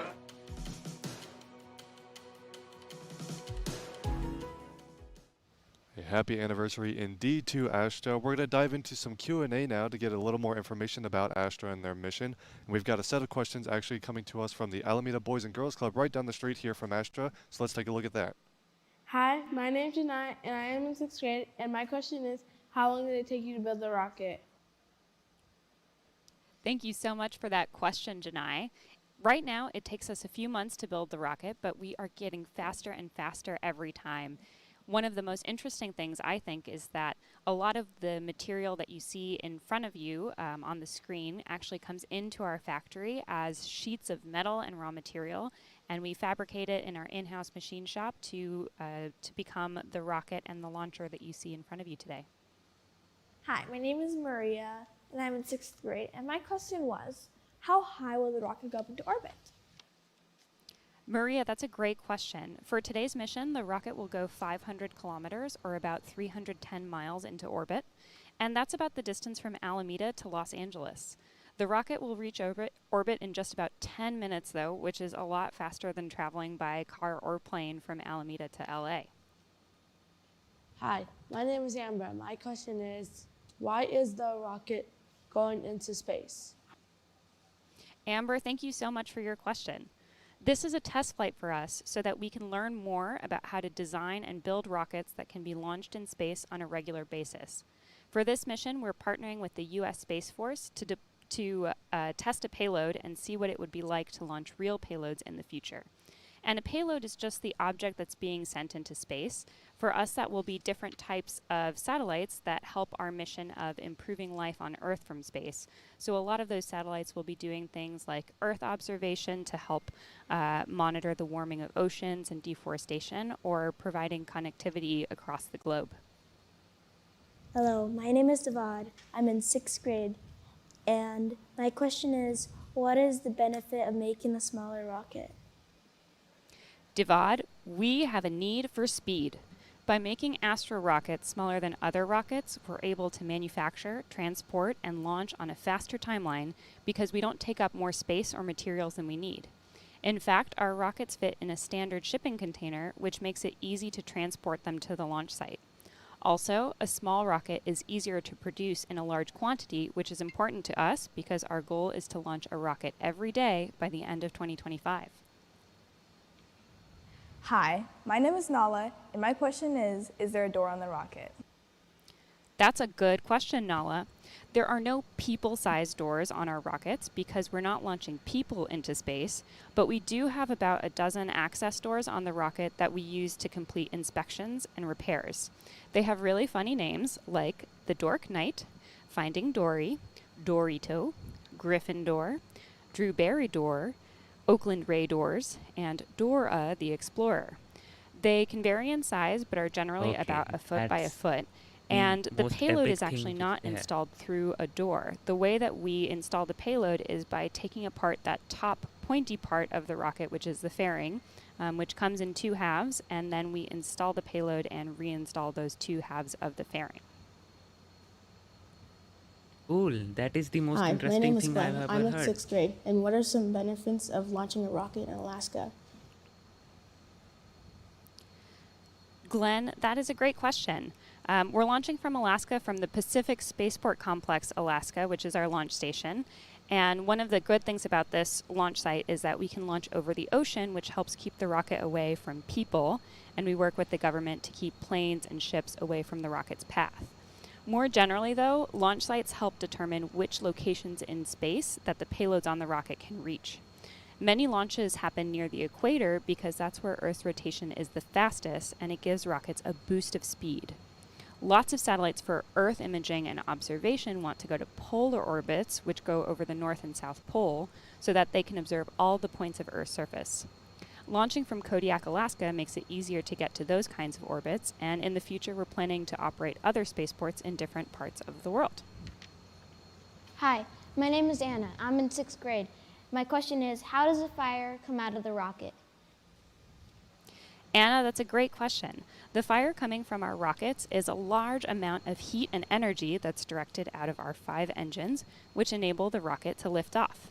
They're fueled by an explosive combination of kerosene and liquid oxygen. And a fun fact is that a huge portion of the rocket is basically just a gas tank to fuel those engines for flight. Thank you so much to the Alameda Boys and Girls Club here in California for all those great questions. We're going to get into some chat questions now. Again, if you have a question about the launch, tag us with @NASASpaceflight. We're bringing those in, and we've got a whole queue of them here. And we're going to start with the first question is talking about the previous launch for Astra, LV0006, which we saw earlier this year. Carolina, let's talk about what has been changed since then. Yes, well, if you joined us in August, it was definitely a pretty unique rocket launch experience. Certainly nothing like anything I've ever seen before. And what happened is that the propellant system that loads the fuel and the liquid oxygen into the vehicle is designed to seal off and separate when the rocket lifts off at T0. Unfortunately, there was a small leak, and some of that fuel and oxidizer combined in the very, very hot exhaust from our engines, and combined with a lot of energy, and resulted in one of the electronic components of one of our engines sending a signal to shut off one of our 5 Delphin engines.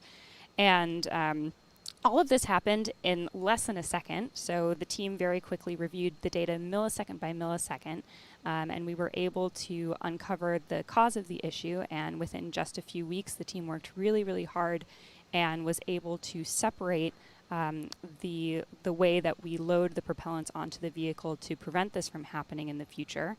And then more broadly, we looked at the way that we test and qualify and verify these components so that we can make sure that we never encounter those issues again. So hopefully that that solution that's in place tonight will prevent us from seeing that issue, and we will have much less sideways flight tonight.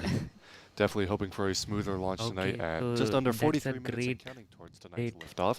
Keeping the questions coming here. One from chat says, does Astra have any plans for other rockets after this one? So we're looking at a version of Rocket 3 right now, correct?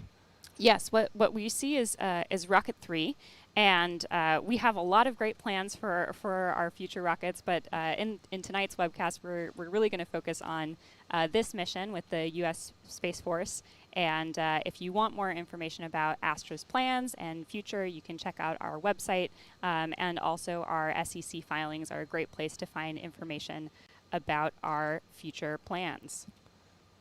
We can keep talking about this particular mission because we should go into a little bit more detail about what the goals of today's flight actually are. It is a test flight. It's got a test payload on it.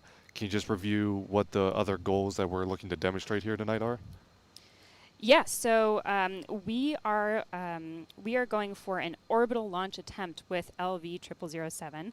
Our goals are to reach orbit, and the payload we have on this mission is a mass simulator, so we will not actually be deploying the payload that we have on this mission. And you can see we have a camera here that is pointing at lights that will signal when the simulated deployment signal would have gone off. Part of the reason why we do not want to deploy it is because it's an inert payload, and that would create space debris, so we are not deploying a payload tonight. This is the United States Space Force's second mission, STP-2782, and it is intended to demonstrate Astra's ability to deliver payloads for the Department of Defense. We just saw that camera view inside the payload fairing, and we have a question in chat from Nathan asking, are you able to monitor the payload inside while fueling is underway? Yes, so that camera is a good indication of how we visually monitor the payload, and we have all sorts of different sensors on board as well, where we are making sure that all of the environments on the upper stage where the payload is remains healthy.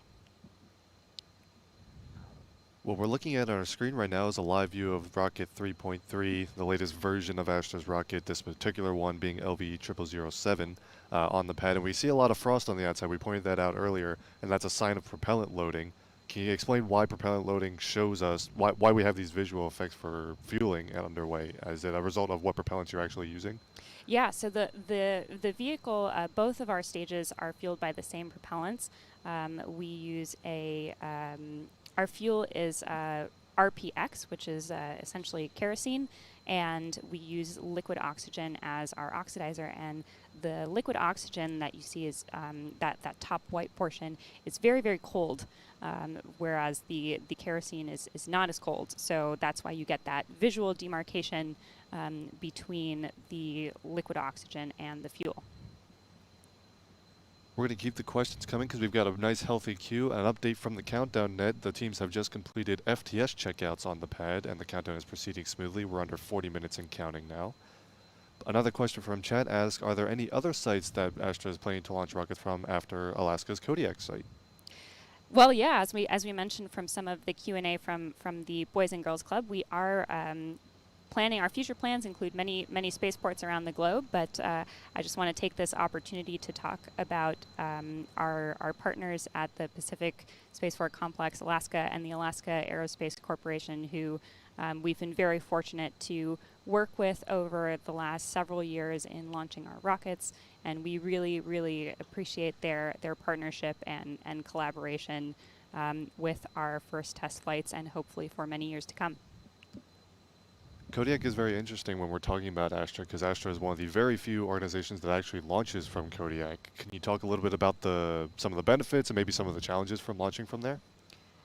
Yeah, definitely. So one of the benefits, as you mentioned, there are not many companies that are currently launching out of Kodiak today. This is a great zoomed out view, although it's a little dark. But what you would be seeing in the daylight is beautiful, beautiful scenery. Kodiak Island is just absolutely gorgeous, and because there are not too many launch companies that are launching out of Kodiak at the moment, we find that there is lots of availability for launch dates, and we really appreciate working with the community there.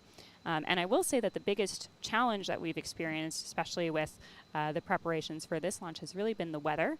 It is very, very cold, I believe around 15 degrees Fahrenheit out at the pad today. So a huge shout out to our red team for working in those cold conditions and making sure that our cold systems stay cold without freezing and our warm systems stay warm despite the cold ambient temperatures has certainly been a challenge that we face in launching out of Kodiak.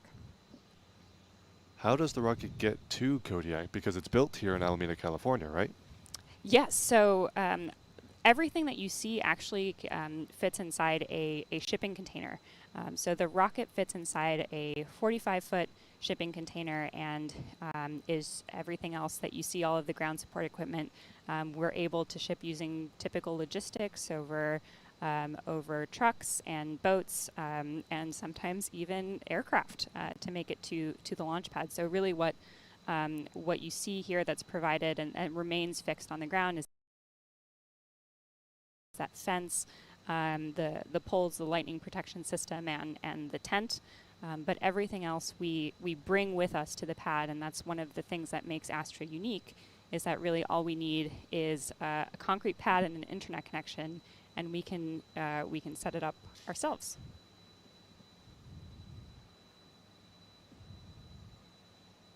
And we have another question from chat asking, is 2025 a good year to graduate in aerospace engineering? Potential Astra hires in chat. I will say our future plans are very exciting and they don't stop at 2025. So I would say that any year is a great year to graduate in aerospace engineering. But I think also one of the exciting things about the team here at Astra is we have a ton of aerospace engineers, but we come from many, many different backgrounds. A lot of folks who come from software companies, from robotics, from the automotive industry. I myself have a background in biomedical engineering. So we have a very diverse team here in terms of our background.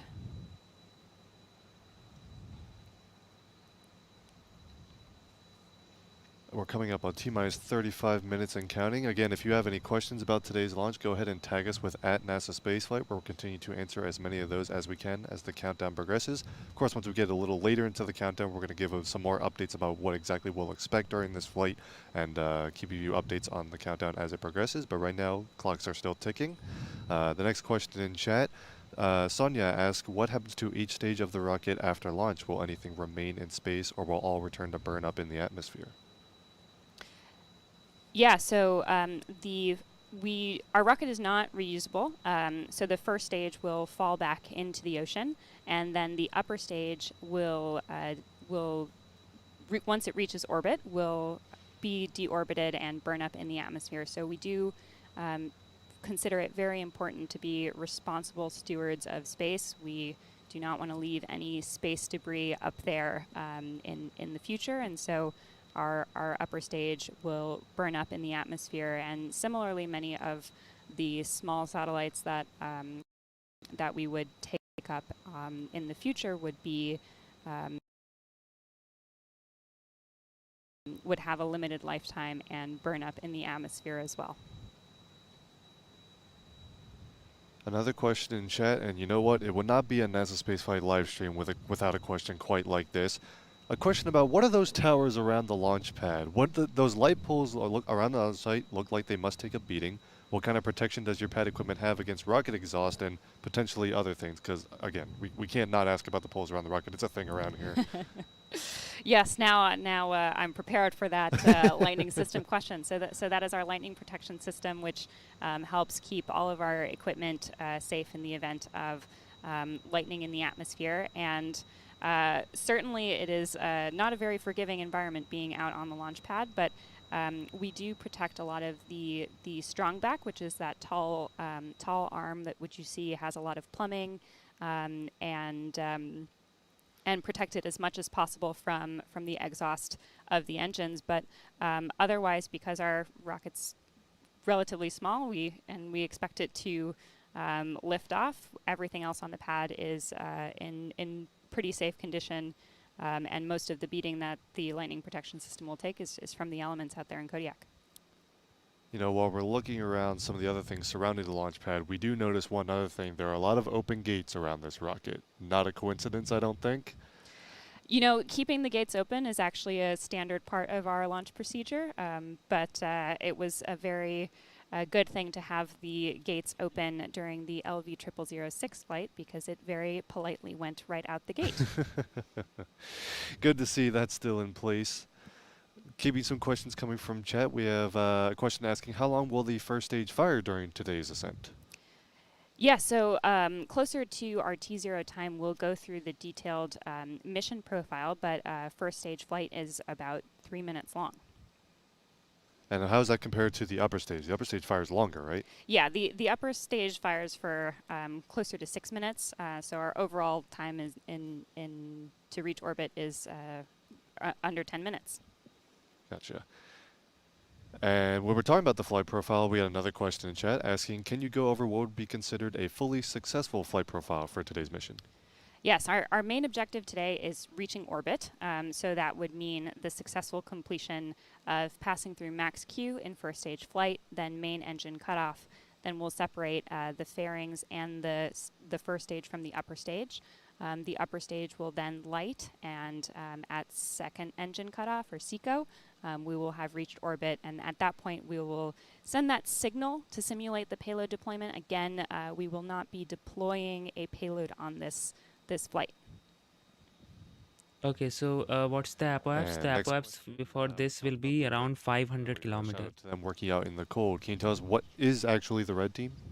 Yes, so our red team is the very, very small team of folks that goes all the way up to Alaska with the vehicle. It is a small team because we want to be pretty nimble, but we also want to maintain enough folks that we can have a buddy system and maintain safety. So we give a huge, huge shout out to them. I can briefly go through who our red team is today. Our red lead, who is responsible for all the activities and safety of launch pad related operations, is Adam Frisch. Then red 2 is Hill Hudson. Red 3 is Robert Freeman. Red 4 is Eric Larson. Red 5 is Sam Hirschap. And they are all the folks who operate the hands-on hardware before our remote systems take over. So they're out here making sure that the rocket is set up appropriately, that all of our ground support equipment is in good shape. And then we have our IT, Eric Steinberg, who specializes in our communication systems and AV system. We've been working a lot with him to make sure that this live stream goes smoothly. And finally, safety is Ryan Hirschfeld, and he's responsible for the overall safety of our launch operation, including making sure that personnel are complying with our safety policies and procedures. We also have a lot of other team members that we want to introduce. Really quick before we continue, we should point out that we have just entered a hold at T-minus 30 minutes. We'll get you an update on that as soon as we can. But let's look at the other team members who are working on this hold right now. Yes, so the camera that you are looking at right now is focused on our mission control here in Alameda in our HQ. And as you can see, again, it's a pretty small team. And I can briefly go through the folks who are in mission control. That's a great. First, we have Chris Hoffman, who is our flight director. He is responsible for overseeing and directing launch vehicle operations following the countdown with the authority to call, hold, recycle, or abort as required. As a fun fact, on the side, Chris Hoffman runs Rocket Cat Rescue, so we love to support Rocket Cat Rescue here at Astra. Then to his left, with the googly eyes, Thomas Arend, who just stood up, is our flight activities officer, and he's responsible for logging the day's activities and making sure that we note any actions that need to be completed after the fact. Continuing clockwise, Chris May is Command and Data Handling, or CDH. He monitors and adjusts state machines as needed and follows the commands of the flight director. Then Joshua Green is our vehicle controller with a call sign Tango, and he's responsible for operating the terminal, which actually controls the vehicle systems under the direction of flight director. So you'll be hearing a lot from Tango as we proceed through the countdown. Dan Wilson is our GNC guidance, navigation, and controls guru, and he's responsible for making sure that wind and weather trajectory information is up to date, properly loaded, and meeting all of our flight criteria. And finally, Lucas Hunley, which is flight safety, call sign FTS, who's responsible for our flight safety system and making sure that all of our systems are operating nominally.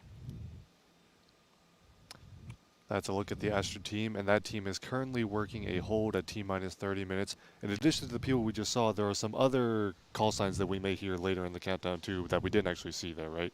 You're right. Outside of mission control, we have what we call the engineering backroom, who are the engineers who are responsible for their respective systems on the vehicle. And so they are not in a control room, but they're actually distributed throughout our office. They sit at their desk and monitor their systems. And you'll hear folks like ACE, who's our ground software system. Odin is our flight software. Delphin and Ether are our engines. We have Booster, which is the first stage system, Orbit, which is the second stage system, and Launcher, our ground support equipment. And you may also hear Panther, who is our backroom engineering coordinator. While those teams continue to work this hold, we're going to take a break from the commentary so we can look and see if we can get you an update on the status of today's countdown. So let's listen into the pad mics as Rocket 3 sits ready to prepare to re-enter the countdown, hopefully here shortly. Okay, so right now, guys, we started at T-minus 60 and to T-minus 30, but now we are hold on T-minus 30. We still don't have the clear information from this side, as in why is there a hold. Still working to find that. Yep, date yet.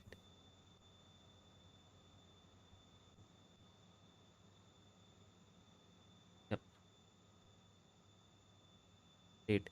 So we are holding at T-minus 30, which means some issue. Again, this is a test flight, and you can see this rocket is all loaded up, which means the propellant is still there. And since the propellant is there, they won't be holding it up for very long.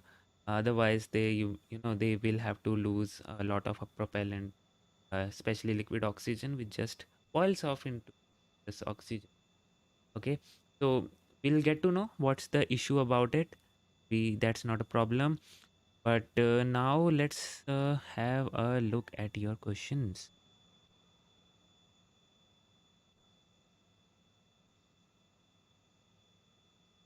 So Srinath asked, what is the main advantage to launch from the equator than launching away from the equator? Okay, that's a good question. So first of all, you need to understand how the orbit works. Kaylee, do you have an update for us on the hold at T-minus 30? We do. The team is taking some extra time to verify some of the upper stage systems on the vehicle, but we're hoping that we are able to verify what we need to confirm and proceed with our countdown shortly. Meanwhile, we'll go back into some questions while we wait for a resolution on that hold here. So the next question from chat comes from Josh, asking how much does this rocket cost and what's the target price when manufacturing becomes more streamlined? So I can't talk specifically about price, but what we can talk about is some of our manufacturing technologies and what we're building to scale. So from day one, our mission has been daily space delivery, and we were always designed to scale. We know that high performance bespoke vehicles are very, very expensive, so we have designed a mass production vehicle, which has been our strategy, and we've been iterating on this design for years. And our approach is that every version of this rocket becomes less expensive to produce and to manufacture and to operate. And as we are able to scale this process and offer more launches, it could provide an opportunity, for many of our customers to allow us to offer them more services, both less expensive services and also more responsive services with the high frequency of launches that we hope to deliver. Cool. Speaking of streamlining and simplicity, we have another question in chat asking why the simple names like rocket and launch vehicle? Yes, we are on a path to scale for everyday launch, and so we want to always keep that in mind. And so we keep things simple. One of our values is simplify to scale, and using simple names like rocket and LV. And using serial numbers, even though they're low numbers right now, we will hopefully grow to many, many numbers in the future. There are certainly a lot of zeros in front of the serial number right now, so there's definitely room to grow. We see that happening. Absolutely. Another question from chat. We are in a hold right now as teams work some upper stage data. So a relevant question now is, how long is the window for today's launch? I believe we do have a couple more hours remaining in today's window, and we do have another opportunity tomorrow should we not be able to successfully launch tonight. But again, we are keeping our fingers crossed that we're able to verify what we need to double check on the upper stage, and we will hopefully be picking up the count soon. While teams continue to work this hold, we're going to show some highlights from the factory tour, which Astra was so kind to show me around here in Alameda not too long ago. And we've got some interesting footage from that we can look at. So let's take a look. Yeah, let's take a look at the footage. So what are we looking at out here? Yeah, so this is an old jet turbine engine test facility. This is Astra's current rocket engine test facility. So what you're looking at is 2 test cells that started out identical. They used to be used for, like I said, jet turbine engine testing, and each test cell has 3 towers. For jet engines, you actually burn the fuel using the oxygen in the air. So that first tower is actually the inlet tower. When you're moving so much mass flow because of the amount of gas that you're producing, you pull a pretty strong venturi through there. So the center tower is actually just to allow mixture air to come in and dilute the exhaust air. Then we have an acoustically damped tunnel there, and then an exit tower. So because our rocket supplies its own oxidizer in the form of liquid oxygen, we actually don't use that first tower. So we just close it off and we use the latter 2. Can we go take a look inside? Yeah. Let's do it. Yeah, so these doors are color-coded. Green means you can enter, there's nothing dangerous going on. Yellow means go in with safety glasses if you have business being in there. Red means don't go in. Gotcha. So they're green, so we can go in. Well, sounds good. So we're stepping through about 2.5 foot thick concrete barriers into the test cells, which are a little bit colder than everything else. But basically what you're looking at is kind of a rocket deconstructed. So you've got a liquid oxygen tank, you've got a fuel tank, you've got valves, you've got metering devices, you've got flow tubes. Anything the rocket might be able to do, you can simulate here, running different pressures at different flow rates, all of that. We've got things like load cells, so we can tell usually I describe this to people as the fuel efficiency of the engine, which is more digestible than ISP. Right. But yeah, that matters a lot, as you know, for actually being able to get to space. So the combination of the flow meters and the load cells actually give us that data. I mentioned before, there are 3 towers per test cell. The intake tower is the one that's above us. So this air diverter is actually not being used. Right. This is in its stowed position. We didn't have to do anything for this. And then I'll show you the other 2 towers as we walk through here. So if you can imagine, across those big black pipes there, a jet turbine engine was hung from those pipes and made fire down the tunnel. Gotcha. So this stand is designed around the full thrust of our first stage. You can see it's quite beefy. We use it only really for 1 engine at a time here presently, but the structure of the stand is designed around that sort of capacity. And this would be a vacuum engine based on that bell, correct? Yeah, so this is a vacuum ether engine, an upper stage engine. You'll also see right in front of Zach here, this is our ground-based igniter. Oh, okay. So that by removing the igniters from the engines, we actually removed 33 valves from the rocket. There you go. Very clever ignition system, uses very simple methods and pieces of equipment. Not a lot of crazy custom stuff. I'll say that. Interesting. So this actually, it replicates exactly what's on our launcher, and there's an additional actuator to move this whole table out of the way so that we don't overheat during a full duration hot fire, because our launcher is not designed for full duration fire next to it. Yes. So this is a upper stage engine. If you stand over here and just face me, you'll notice that one of your ears is probably hearing a little less than the other, because this is an acoustically damped chamber. So you'll hear less coming from this side than you will from that side. A little bit, yeah. Yeah, so it's really damped. It's quite effective. So when we're doing hot fires here in the test cells, it's actually less, it's quieter than a plane flying overhead from the Oakland airport. Ah, very, very cool.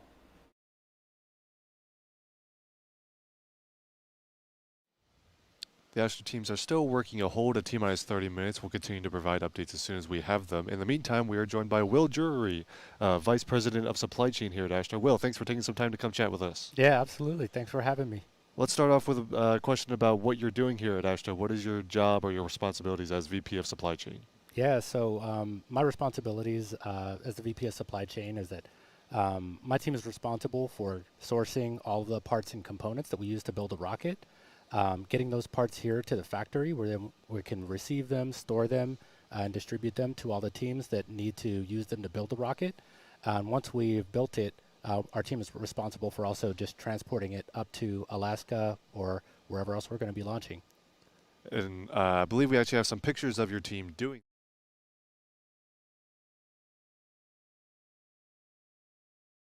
when we shipped our rocket and strong back up to Alaska.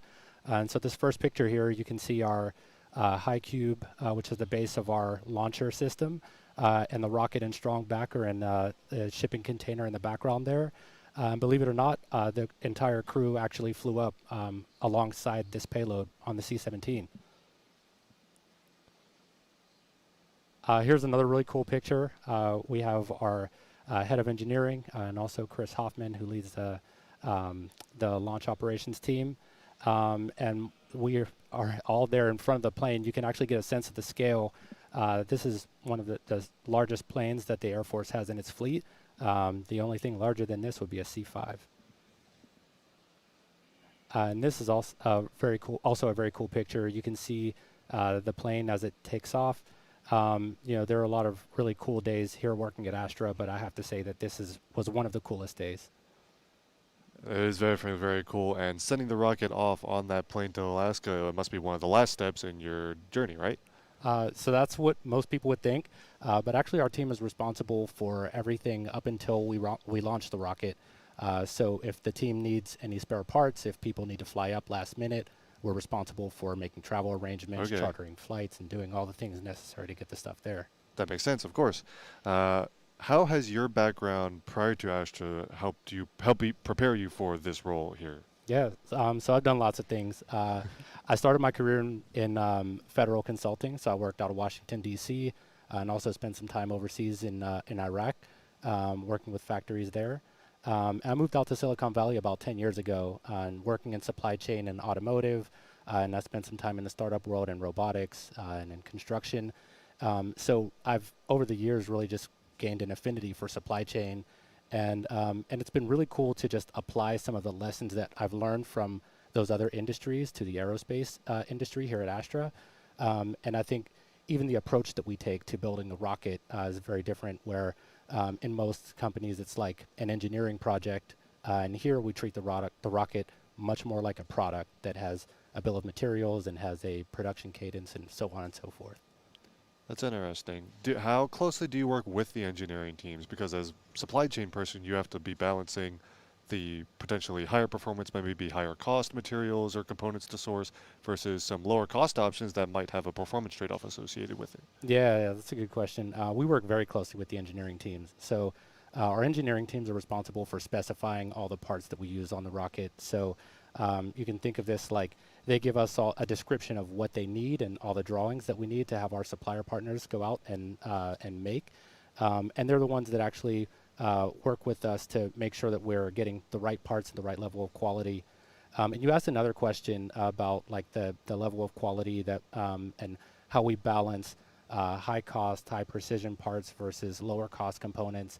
And one of the cool things, or actually two of the cool things about working here at Astra is that one, we're building a consumable rocket that does not need to be reused. So that makes things a little bit simpler for us. We need reliable parts that are going to work, but those parts don't need to be over-engineered to survive re-entry into the atmosphere. And the other thing is that we are launching payloads. So you know, when we're not launching people, we're able to experiment with different types of suppliers that wouldn't otherwise be available to just any other rocket builder. That makes a lot of sense. How have you also worked to bring manufacturing and things in-house and vertically integrate the whole rocket production process for Astra? Yeah, we're doing lots of things here. So another cool thing about being here is that doing supply chain at Astra is that we're building more production rates. So we can actually source things in volume, but that also means that we have some levers available to us in terms of automation. So our team's working really hard to actually build up an automated production line. Specifically, we're working on a really cool project for our first stage that would help us automate the production. And now we're talking about materials and manufacturing, sourcing, and things like that. What about the human side of it? What are you looking for when you're sourcing human resources and the talent for your supply chain or greater Astra team? Yeah, so our team has grown tremendously over the last year, and we expect to continue that trajectory into next year. We are constantly looking for great people. I mean, aside from all the things that you would expect, like just having the right technical skills to do the job, we're really looking for people who are going to bring a certain level of creativity to this job. We're building rockets in a different way than most other companies, and we're just doing things differently. So I want people who are able to approach problem solving just from a first principles approach. And this has been a very fun place to work. So I want to make sure that the people that we're bringing in are going to be a culture add and to help us to continue that amazing trend here. Absolutely.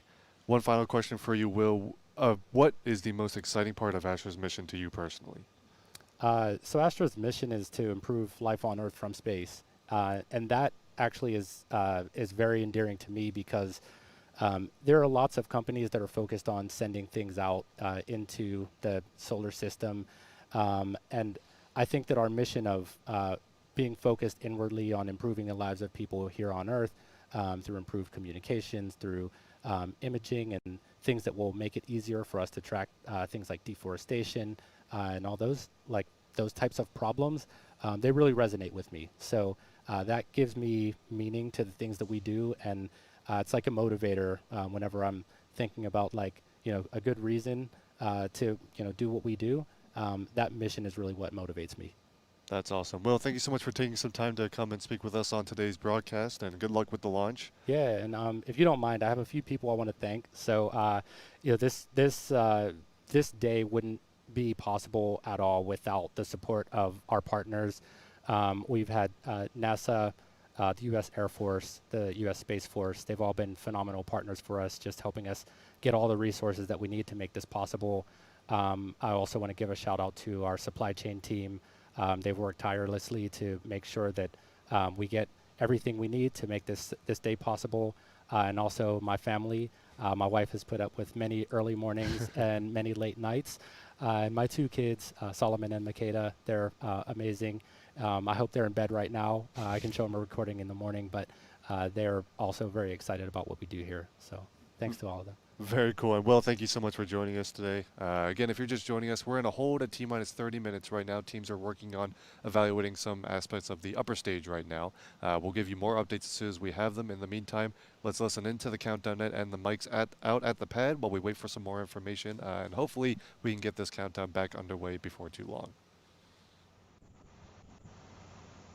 Okay, so looks like we actually got some great insights about the company and the rocket, which is always great. We intend to learn more about the rockets and the company itself.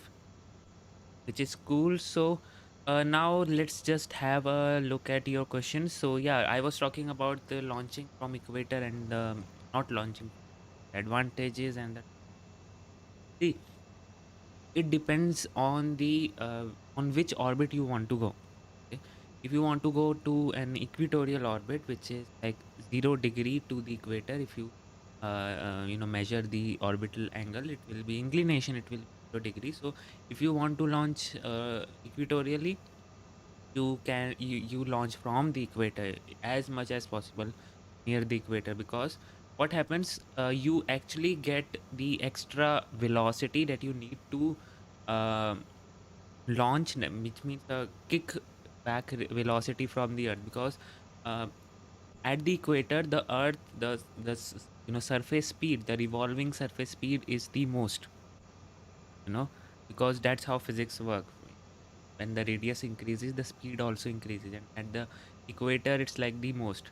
So that's why if you launch from the equator, you get that extra horizontal velocity, and hence you need to carry less fuel to the orbit to achieve the same orbit. So that's why you can basically increase the payload capacity launching from the equator to the equatorial orbit. Okay, now coming to the polar orbit. Now if you want to launch to the polar orbit, what do you want? You actually want to cancel all that horizontal velocity which earth is providing you, right?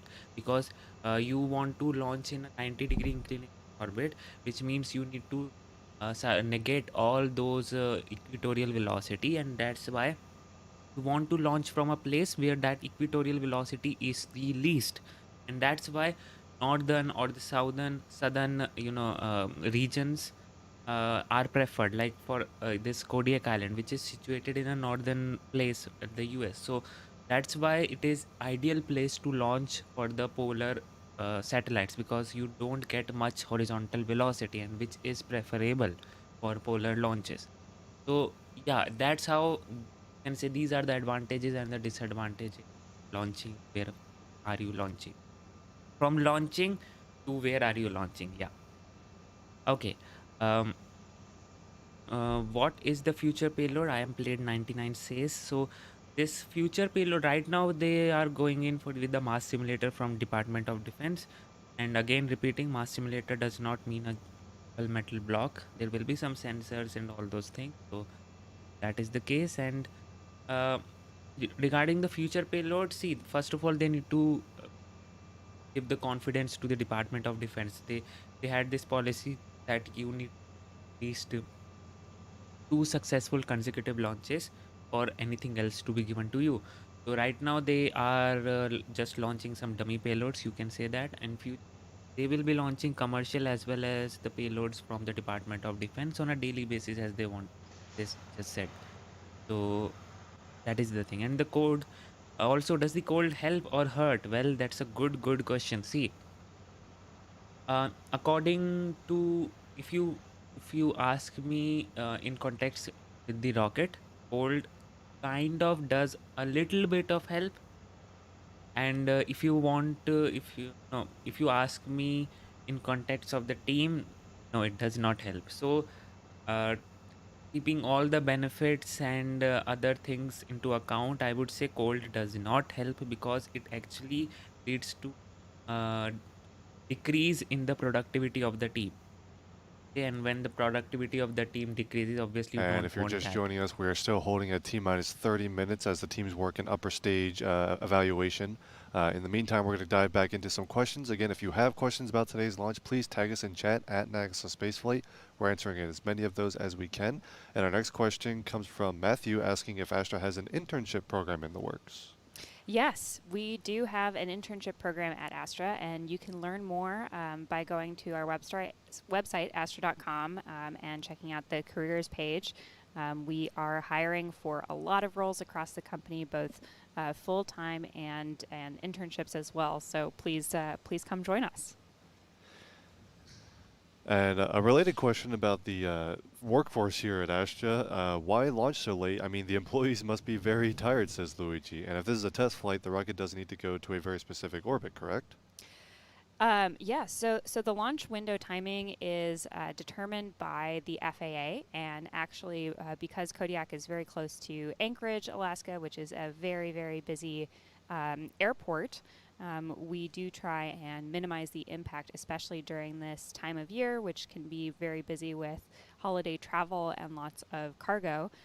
So really the simple answer is that that the FAA has determined that this is the window available for us for this launch, and the team here has been shifting their hours over to this night shift over the last couple weeks in order to minimize fatigue and be bright-eyed and bushy-tailed at these hours.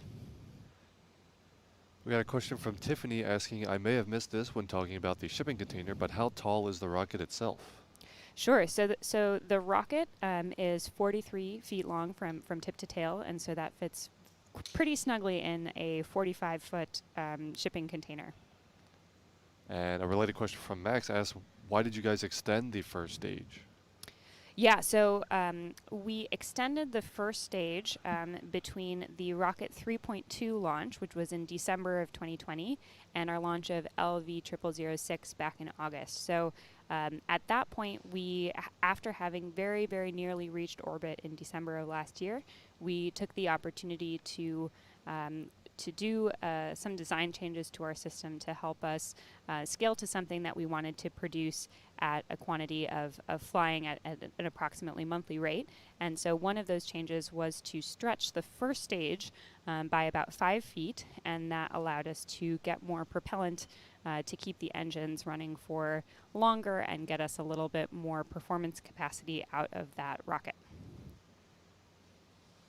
Gotcha. Another question from Tim asking, what has been the biggest challenge of designing and manufacturing this rocket?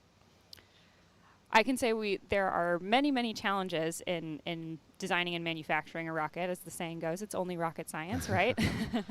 But I can say that one of the things that a challenge that I think we embrace at Astra is that we're trying to do things differently from the rest of the industry. We're trying to do everything in as a low cost and scalable way as possible, and sometimes that can be that can lead to challenges when we're trying to build and test and fly at a rate that no one has ever seen in the industry. Next question for some of the views from Mission Control that we saw. A question from Patrick asking, why does GNC have a joystick?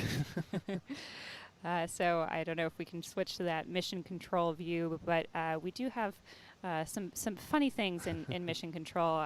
You can see our GNC, Dan Wilson, who's sort of second from the left there, has a joystick on his desk. And I will say that's just for fun. The vehicle is entirely flown by an algorithm that is pre-programmed in flight. But otherwise, in Mission Control, we have some googly eyes on consoles. We have a really fun wolf blanket, not visible in the cameras, but we have some prayer candles for good luck as well. So these are just, most of these don't really have specific stories, but are more of a why not? We'll take all of the luck and that we can get, and we try and keep a sense of humor here at Astra. I love it. Some more questions that have come through here. A question from Thomas, cool name Thomas, says, how long can the rocket hold while partially fueled? What kind of fueling state are we in right now, actually? So I believe that we are fully fueled, and we can hold for quite some time. This is a pretty stable state that the rocket's in, so we can hold for, I believe we have just under 90 minutes left in our window, so we can hold through to the end of that, but we can hold for several hours in this state, as long as the rest of the systems are operating nominally, which at this point, aside from the question about the upper stage, everything else appears to be nominal. Gotcha. Related to the fueling condition of the rocket, we're seeing a lot of vapors around the rocket and actually coming from the transporter erector next to it as well. A question in chat asking what we're seeing there. Yeah, so a lot of what you're seeing is that really cold oxygen, that liquid oxygen that is much colder than the ambient temperature, and so it makes that sort of steam or smoke. And as well, we have vent lines to make sure that we're keeping the system at the appropriate pressure And so that's that white pipe you see sticking off the strong back near the Astra logo, the American flag right there. That's just making sure that we're keeping everything at the appropriate pressures.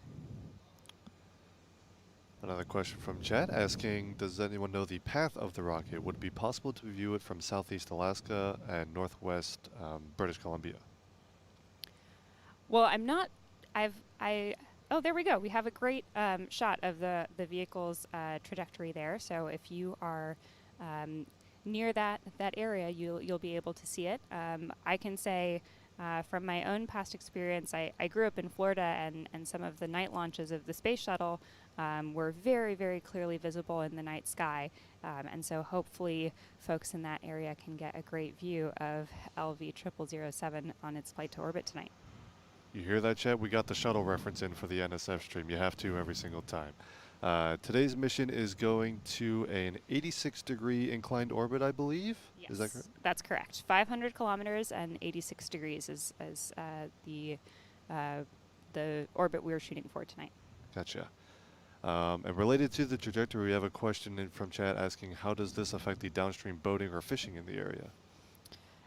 Yeah, so like I mentioned earlier, with our launch window, we try and minimize the impact that we have on travel in the surrounding community, and we work closely with the government in order to issue notices to airmen and notices to mariners, or NOTAMs and NOTMARs, to make sure that the area is cleared. And we also work with the Coast Guard to make sure that there are no boats in the keep-out area. We know that this can be a busy fishing season, and so we do our best to minimize those impacts as well. Next question comes from Jordan in chat asking, why does the Astra Rocket 3 have 5 engines? Yeah, so the first stage engines are built in-house and totally designed and tested in-house. They're known as the Delphin engines. And we have 5 of them because each of them produces about 6,500 pounds of thrust, and the total thrust that we need is worth 5 of them.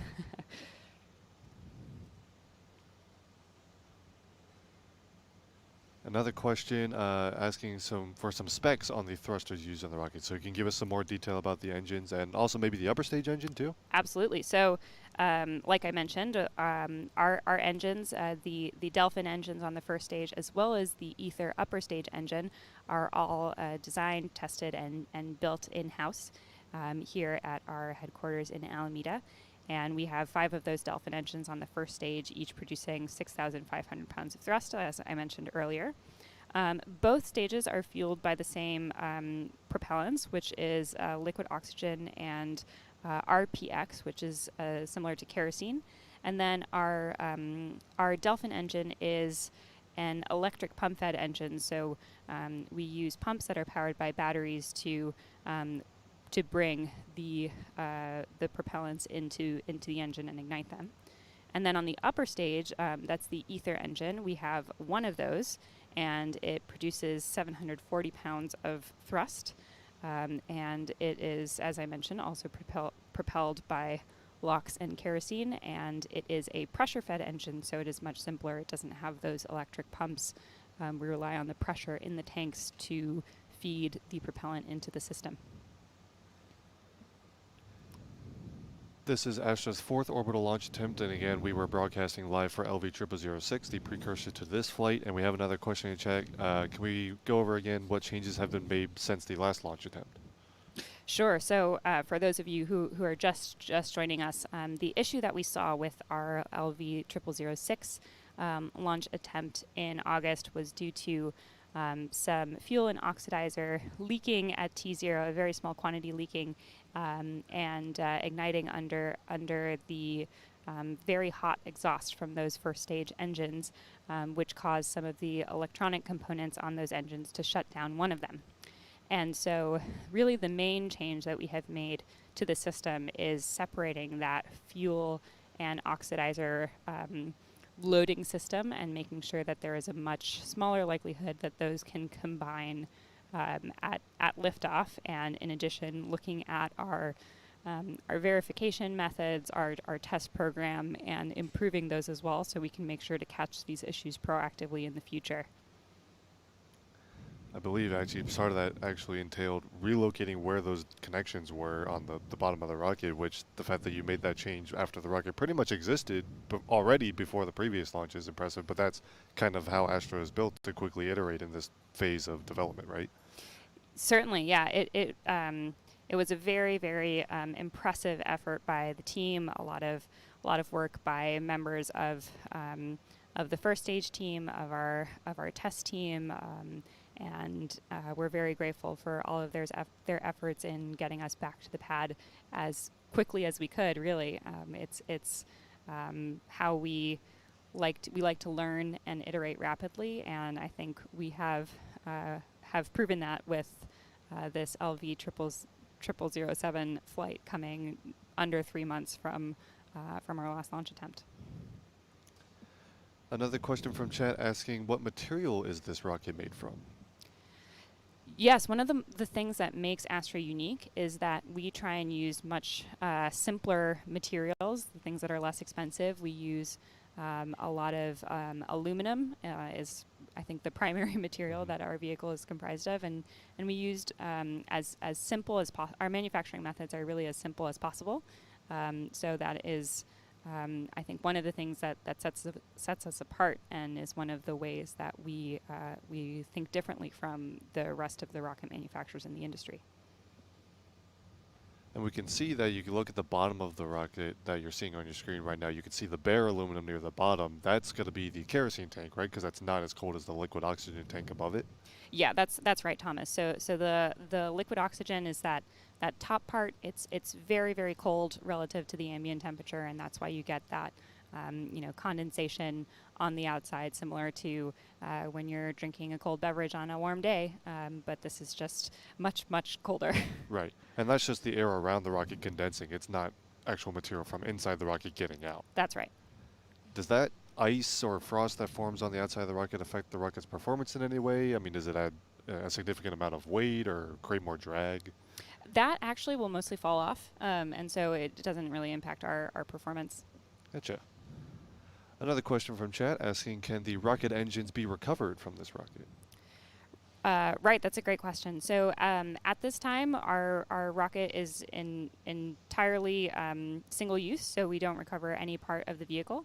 And the first stage, including those engines, will land back in the ocean, and we are pursuing long-term options for sustainability of that approach. But the upper stage will deorbit and burn up in the atmosphere, but the first stage will land in the ocean. And landing from that altitude can be a pretty high energy event. So we, even if we were to recover parts of the vehicle, it may just be in small parts in the current way we operate. Gotcha. And a question from Mike in chat asking, where can I buy some Astra merchandise? Any Astra merch coming soon? Unfortunately, the only way to get some cool Astra swag is to come work for us, or to have a very close friend who does. So if you're interested in Astra merch, check out our careers page at astra.com. Nicely done. Very nice. Another question from chat. This one's from Steven saying, since this is a dummy payload, will the payload fairing be deployed during today's flight?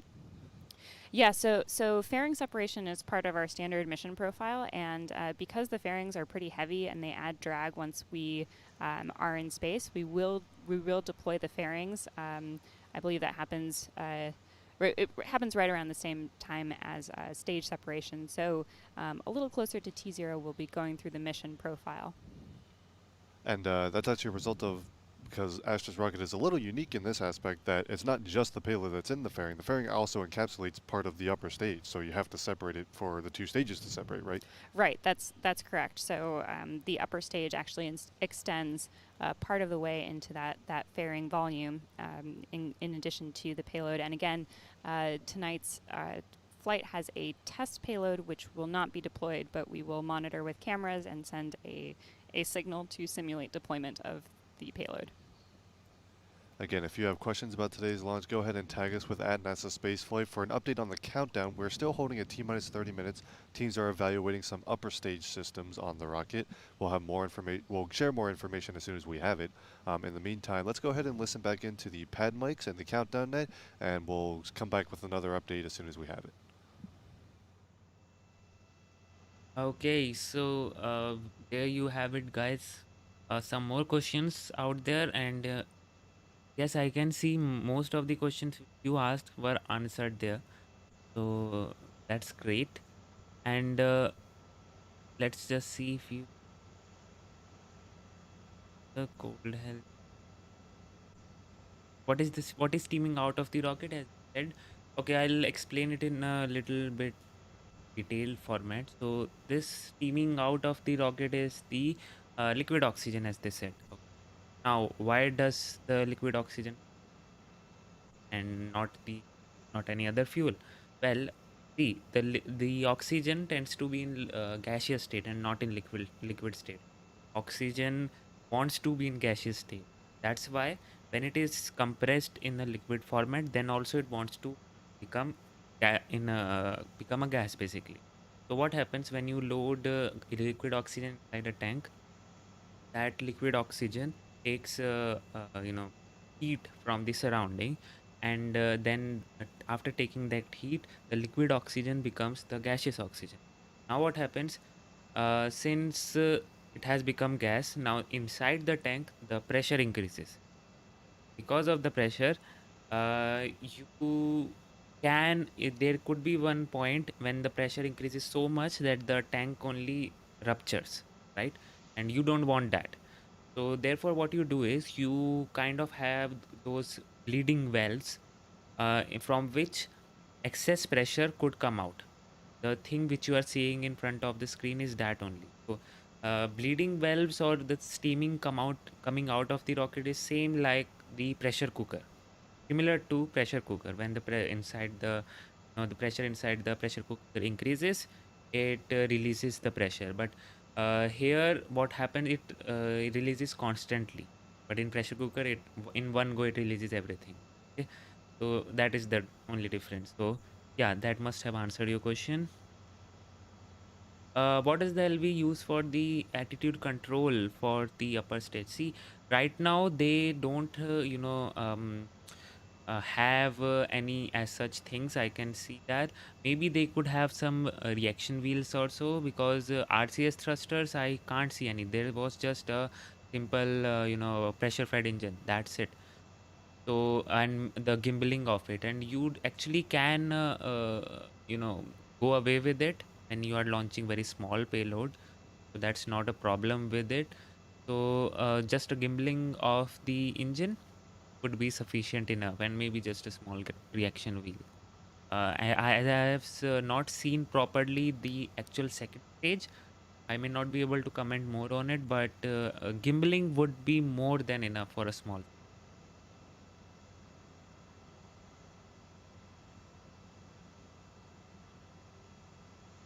How long is the hold? We don't know. We just know that there is a launch window of 3 hours 30 minutes, and now it is like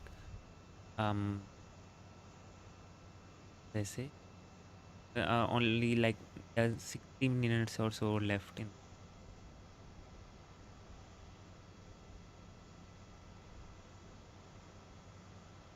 What are the specs on the thrusters used for rocket? So this rocket uses 5 Delphin engines in the first stage, and those Delphin engines uses RP1 and LOX as its fuel. Okay, and those Delphin engine produces around 147 kilonewtons of thrust, which is kind of very little because you obviously don't need much. It's a very small rocket. So 147 kilonewton of total thrust is what it produces, and it's an electric pump fed engine. So um, there is no as such complexities in making a proper engine with all those hydraulics and pneumatics going on. So you can actually actuate the engine, gimbal the engine, as well as control the speed of the turbine by using just a software which controls the motor. That's it.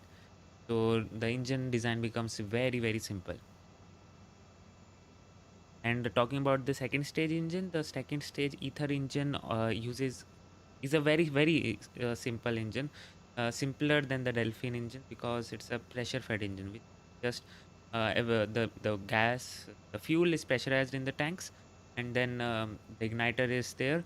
They ignite them, and then it is released in combustion chamber and out to the vacuum of space. That's it. Nothing turbine, nothing. I found a tripod, camera, and a good batteries. Testing now to PC. Hope the clouds stay away for the lunar eclipse. Yes, Mr. Mueller, that's a great thing to hear. Hopefully, you will be able to capture some great shots. Do it with us. We'll see them. And guys, yes, it's about time when the lunar eclipse will start basically. So 12:30, around 30 minutes or so is left, I guess, for lunar eclipse to begin, and it's like the longest one which is happening right now, and the next the longest one will happen 600 years after. So please don't miss out this opportunity. If you can watch this lunar eclipse, do watch it, capture it with your sophisticated instruments, and do watch it with your telescope if you.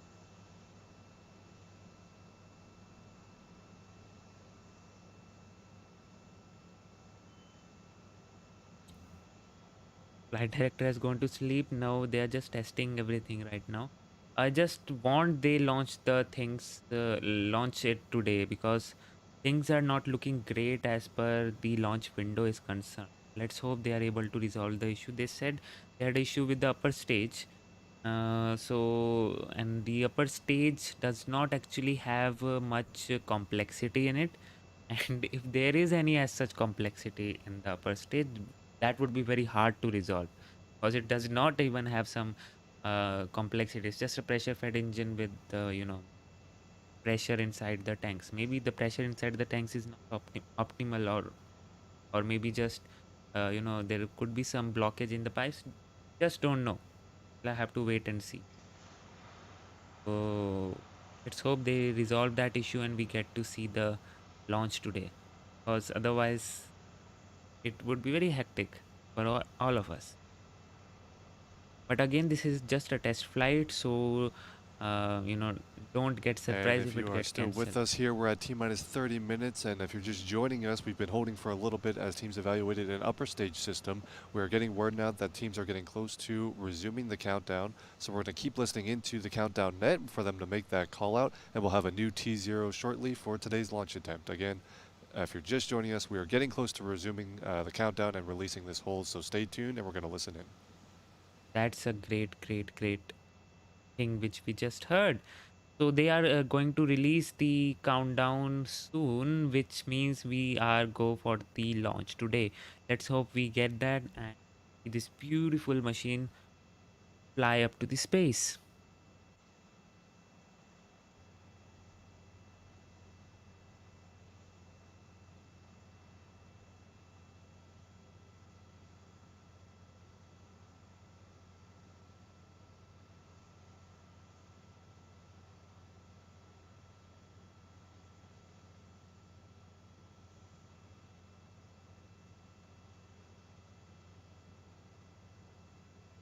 And as they said, they have already resolved the issue which caused the rudder previously, that sideways This is Astra motion. flight on countdown. Clock has resumed at T-minus 30 minutes.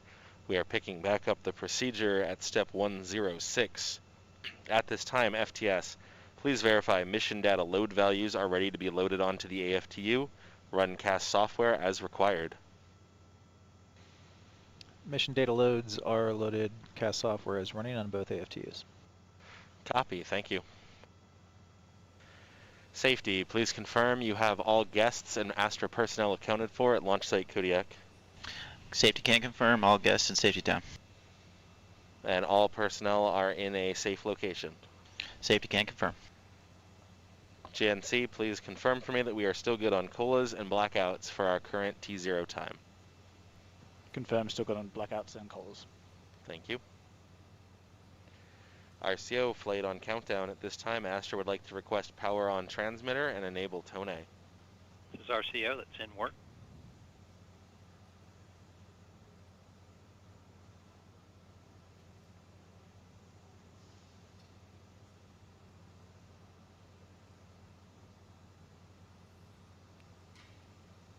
Okay, guys, we have the new Flight, this is T0. RCO. Carrier up, tones up. Copy, thank you. Safety, please verify signal strength and good power up. Safety can confirm good signal strength and power up. Tango and AV1 rocket support cart, please enable the FTS. AV1 rocket support cart, FTS enabled. Safety, please verify FTS is enabled and nominal at this time. Safety can confirm. RCO flight on countdown, Astra FTS is enabled on the vehicle currently. This is RCO, copy. And as you can see, we have resumed the countdown. We're now at T-minus 28 minutes and counting, and we have a new T0 of 11:10 p.m. Pacific time. Teams have successfully evaluated the upper stage issue and have decided to proceed with the countdown. Exciting news for today's launch attempt. In the meantime, as we get closer to the business end of the countdown, let's dive back into some questions here. And the first one from chat is from Connor, asking what kind of or how much simulation work takes place before a flight? That's a great question. We do a lot of simulation work, both in preparing and vetting our software systems for testing. But actually, one of the things that is happening right now, a little bit more behind the scenes, is we are sending a weather balloon up to get the latest weather data and winds. We've been tracking some upper level winds and potential wind shear issues. So within the next few minutes, we should have some more weather data that we will run simulations on while the countdown is happening and incorporate that information into our launch decision tonight. Gotcha. Another question, this one from Mustang says, do you guys by any chance have a flight computer that takes over the countdown at some point? Yeah, one of the most exciting things to hear during the countdown around at 60 seconds is a call out, vehicles on internal control. So we have one of our positions in mission controls, Tango, that's the human vehicle controller who's commanding the vehicle. And at that point, the vehicle takes on its own control, and our flight software and guidance algorithms run to keep it on course towards orbit. A couple questions in chat about today's launch site. We've been talking about Kodiak Island, Alaska as the home for this test campaign. And for those of you who may just be joining in, why does Astra launch from Alaska? Yeah, we have launched from Alaska for many of our launch attempts so far. And some of the reasons that we enjoy working with our partners in the Pacific Spaceport Complex, Alaska, and the Alaska Aerospace Corporation is that not too many other folks are launching out of Alaska right now, and so it helps us get availability. It also helps us reach some of the orbits that our customers will want to go to. Kodiak is great for reaching high inclination and polar orbits. And we have really enjoyed partnering with the range there. It's also a great, very scenic launch site, although at night it's a little hard to see. But there's some lovely mountains, and it's right over the ocean, which of course is paramount for keeping the rocket away from populated areas and keeping all of our operations safe. I'm personally hoping that in just over 25 minutes here we get some rocket exhaust to light up, and maybe we'll get some more of that Kodiak landscape visible. Another question here relating to Kodiak. Do you guys have any problems with bears on Kodiak Island? There's quite a lot of wildlife in Kodiak. Thankfully, we haven't in the past had any problems with bears, but actually, as we've been preparing this vehicle for a launch, we've had a little fox friend who has been spending some time around the launch pad over the last couple weeks. Luckily, usually animals will sense the vibrations of the vehicle and keep well away, and so our fox friend is nowhere nearby, and we work very closely with the range to keep everything safe during our launch operations. Gotcha. Another question, will Astra launch from somewhere other than Alaska going forward? Yes, our future plans definitely include a number of launch sites around the globe for many spaceports, but tonight our focus and our eyes are on Alaska. We're at T-minus 24 minutes and counting. Again, we're targeting a new T0 of 11:10 p.m. Pacific time, and we have some questions about the launch window today. Does launching at night as opposed to during the day help or affect the rocket's path to space, asks Ethan? No, it is all the same as far as the trajectory of the vehicle is concerned. Some of the differences are that it can be more visible from further away on a clear night because it's more the plume is more visually distinct, and some of the other differences in launching as night is right now being November in Kodiak. It's been quite cold, so we have had to change our procedures to operate differently in cold weather from our usually warmer launch attempts during the day. Interesting. And another question regarding launch windows. If today has to end in a scrub, and again, we are back counting at T-minus 23 minutes, and so not talking about that just yet, but are there other alternate launch windows for this launch campaign? Yes, we do have another opportunity tomorrow as well to launch if we are not successful in our launch tonight, but so far everything is looking good and proceeding according to plan. Just waiting on some of that weather data for the final go, no go. Sounds good. And another question here from John asking, while the rocket is not reusable, how reusable is the launch arm, that ground equipment we see next to it? Yes, so the ground support equipment you see, that black arm is the launcher, and then we have our launch mount underneath is also a little harder to see, but those are reusable. Of course, they can sometimes take quite the beating from the intense heat and energy of a rocket launch. However, we've built this system to be as robust as we can, and even though it undergoes some repairs between flights, we have used this launcher on multiple flights, and will continue to use it for future launches. While we're talking about some different components of the rockets and things like that, we actually have a graphic to show the different components of a Rocket 3, an Astro Rocket 3. Can you tell us what we're looking at in all the different sections we see here? Yes, I love this graphic. This is fun. So we'll start from the left, which is the bottom end of the rocket, and we'll work our way up to the right. So the first section you see on the left is the engine bay, and you can kind of see peeking out 3 of our 5 Delphin first stage engines. So those each produce 6,500 pounds of thrust, and they are electric pump-fed engines. So the engine bay contains those pumps, the batteries that power them, and the connections to the first stage system. So the largest section, that's our first stage. Our first stage, which is consists of a LOX tank, the liquid oxygen tank at the top, and then the fuel tank at the bottom, which is RPX, essentially a form of kerosene. Then continuing to move to the right, the kind of cone-shaped segment, that is what we call the inner stage, and that essentially is the housing for a lot of our avionics. The upper stage engine and that long nozzle extension piece fit inside the inner stage. And then moving up to the final section, you see the long black nozzle of our upper stage ether engine, which is a pressure-fed engine also powered by LOX and RPX, which produces 740 pounds of thrust. Then the 2 spheres, those are our upper stage tanks. And then on top, you can see our payload adapter plate, which will have a payload on top. Again, for tonight's mission, we have a test payload that will not be deployed. And finally, the 2 halves kind of floating above and below the upper stage, those are the fairings. And we remove those to install the payload and then reinstall those 2 fairing halves together. There we go. As we go through the countdown, we're under 20 minutes and counting now. We're going to listen into the countdown net as the teams are getting through some milestones as we get closer to launch. For launch. Stand by on that flight. Understood. Okay, so we are T-minus 19 minutes left for this beautiful rocket to lift off. Everything is looking great. I hope the weather is also holding up, and they have resolved the issue with the upper stage.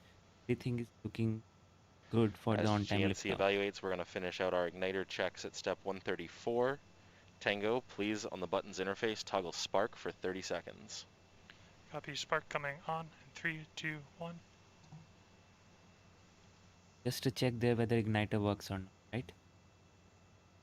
When you are not safe to have the spark going on.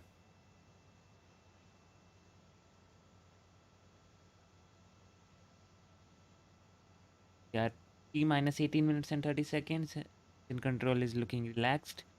The weather is looking good. The rocket is looking ready to lift off. Spark off. Dolphin, please confirm results. Spark current looks nominal. However, can I request an additional spark check after purges? Copy that.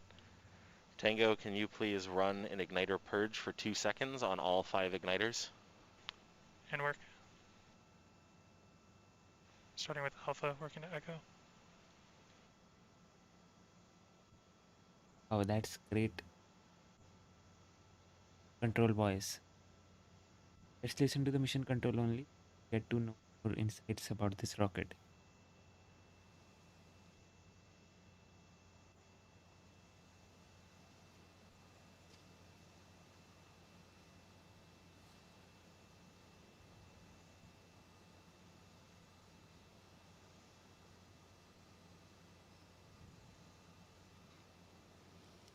And as we're now approaching T minus 17 minutes to launch, one of the next things that we'll see is a test of our Purges water complete. deluge system Start spark.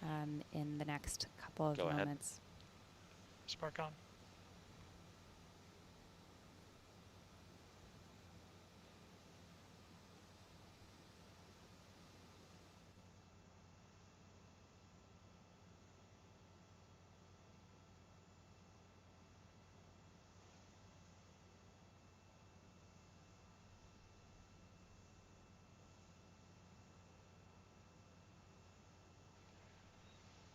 Spark off.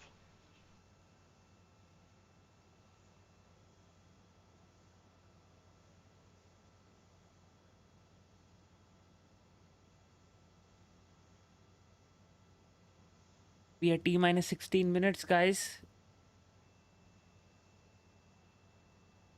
And the checks are looking good. So the next step is the water deluge system, as said, which you will see once we are like close to the countdown T minus 3.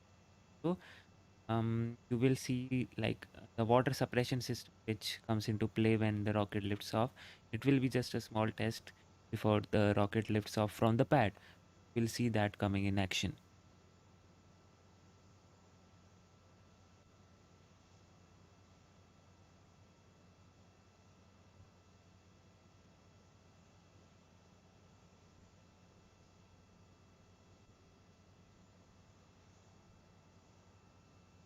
In the meanwhile, this is the final chance for your questions. If you have any you want me to answer, then just type in the chat. If you're just new to this channel, you can subscribe it, because we live streams like this for all of the launches and space events also, as well as videos related to space and science.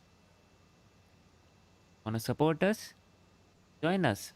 Become a member today and get access to exclusive perks, or you want to become a patron and do that too.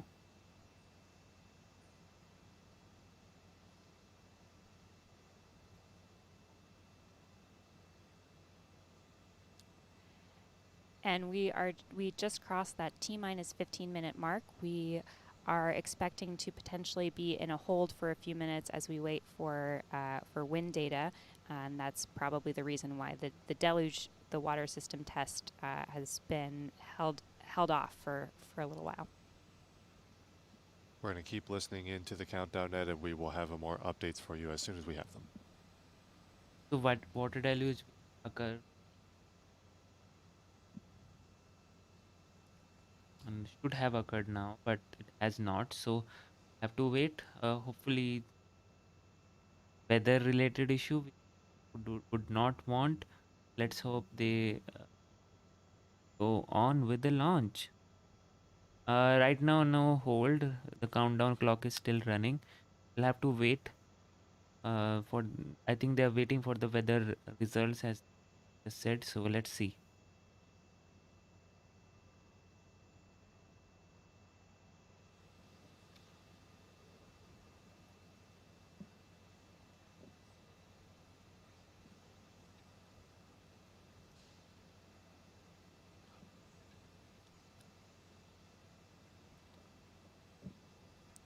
All right, and we are holding at T minus 13 minutes and 47 seconds as we look at that wind data.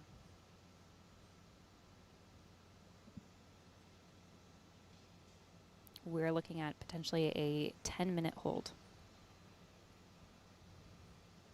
Net hold. Okay, so holding at T minus 47 seconds, and the hold is due to weather. Okay, we'll get to see the reason why there was a hold, and I guess now they are just topping off the vehicle. We'll have to wait and see how the things would look like. See, since they are at like under T minus 15 minutes, so I don't think so they can hold long enough before they can recycle. Yeah, sure, Mr. Muller, it will take some time here. Have like 20 minutes or so. Just go around and set up your cameras and stuff. And yeah, it's like 20 minutes or so when the lunar eclipse will begin. So yeah.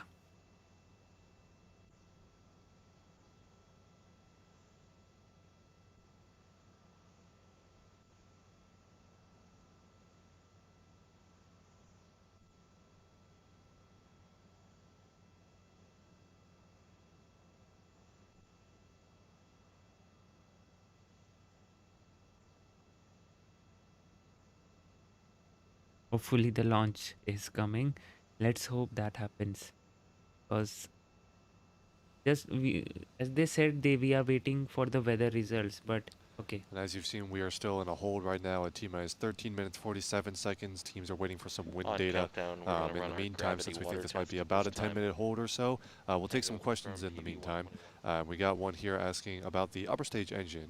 Carolina, is it the same as the sea level engine, or with just a more vacuum optimized nozzle, or is it a completely different engine? They're pretty different. The first stage engine, the Delphin engine, and the upper stage Ether engine are pretty different from one another. So I know it's pretty common for upper stage engines to be slightly modified versions of the boost stage engines, but in our case, they're pretty different.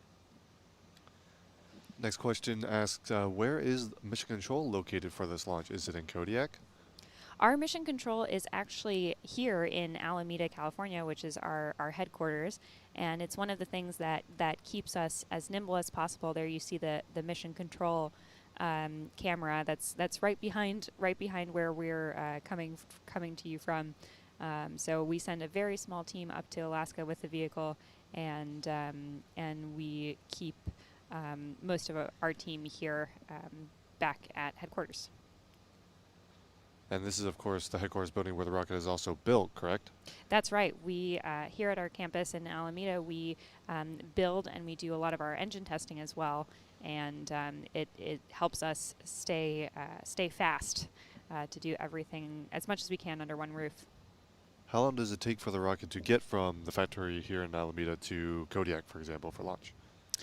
Yeah, so that can depend on the mode of transportation, and it also depends on the shipping schedule and what boat we can make. But it generally takes about a week for all of our equipment to make it from Alameda over road and boat to Alaska. But a lot of our equipment can actually be flown for maximum speed, and in which case it can be there in a matter of hours. Another question from chat asking if this launch is successful, what is next for Astra? Well, hopefully more launches, but we'll keep our eyes focused on tonight's launch of LV0007, and you can follow us on Twitter at Astra or visit our website for more information from our blog posts, press releases, and SEC filing for more information on Astra's future plans. Next question asking if the ground team, we just looked at mission control a little bit a second ago, does the ground team have any control of the vehicle after launch other than FTS activation? Right. Our vehicle, once it launches, is being flown by itself by the algorithms developed by our flight software and our guidance teams. So aside from our flight safety systems, which we will use in the event that the rocket is off course, everything after launch is being done by the vehicle itself. Our next question asking, how does Astra tackle water noise suppression? Yeah, so one of the things that you will usually see, I think we saw a smaller version of it while we were just going through some of these questions. It's a bit hard to see, but we do have a water system around the base of our rocket that is primarily for fire suppression, but it also serves a purpose of noise suppression as well. So we do have a water system there to make sure that we don't light anything that we're not supposed to be lighting after launch. Gotcha. And yeah, we might have caught a glimpse of that as we're getting in the area of the countdown where they do a deluge test. So we're still in a hold right now. 13 minutes 47 seconds is where the countdown clock is, and we're waiting for another update. We're waiting on wind data primarily, as making sure the winds are acceptable for launch. So we're going through some questions in the meantime. And the next question is from Alex asking, wouldn't it be easier to get to orbit if you launched closer to the equator? Yeah, launch sites generally help determine which kind of orbits the payload can reach as well. And in the case of launching from Kodiak, many higher inclination and polar orbits are actually easier to reach than launching from the equator. And so the choice of launch site has to do with the mission itself as well. Next question from Matthew asking, what is the launch trajectory of this rocket? And I think we've got a map to show what the launch trajectory is. So we'll fly out south over the Pacific Ocean, and you can see that we'll see that trajectory once the rocket clears the pad. And the next question, because all flights have happened from Alaska at this point, we just saw it on the map there, do they take the Strongback and the other GSE equipment? So when we talk about GSE, ground support equipment, all the things around the rocket you see on your screen right now, do those get taken apart and shipped back to the headquarters between every launch? Yeah, actually, we don't leave much behind up in Kodiak, and so we do ship pretty much everything back here to Alameda, and we perform maintenance and repairs. Again, that launcher system, the Strongback and launch stool that you see, as well as some of these other shipping containers that you may see at the bottom of the screen, that will all come back to Alameda for repairs and maintenance. The next question from Chad, here's a good one. Who is the guy with the smiley face on the back of his computer monitor? Well, you can see on the right-hand side of your screen those googly eyes on that monitor. That is our flight activities officer, Thomas Arend, and some of the questions we've gotten are, what's the story behind the googly eyes, and it's more of a why not kind of situation. There was a big box of googly eyes around the office one day, and quite a few things got some eyeballs there. All right, if you're just joining us, we're in a hold right now. Teams here in Mission Control at Alameda are looking at wind data and making sure that is acceptable for launch. We're standing by for a new target T0 time. In the meantime, if you have questions, please tag us at NASASpaceflight in chat. We're going to keep going with those once we have some more questions coming in. In the meantime, let's go ahead and listen back into the countdown net and the microphones out at the pad while we wait for some more information on this hold.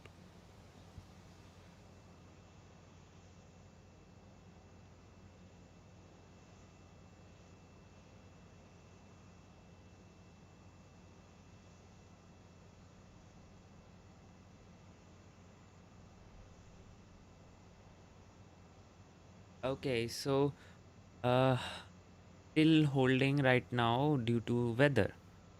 And why they keep delaying? Well, right now it is because of the weather, otherwise it was because of the technical glitch. So, if you have been following these launches, rocket launches for a long time, you must be familiar with the delays and even scrubs associated with the rocket. It's not a new thing, like everyday thing for uh, rocket nerds.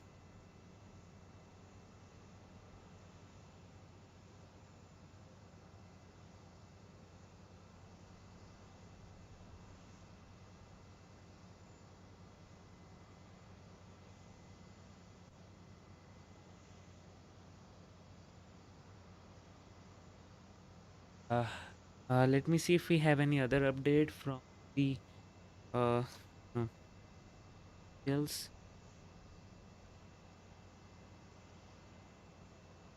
Don't think so. In the meantime, Lunar Eclipse is about to start. So if you can do your thing to capture the event.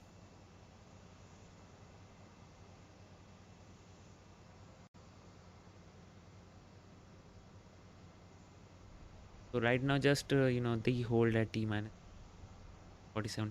That's it.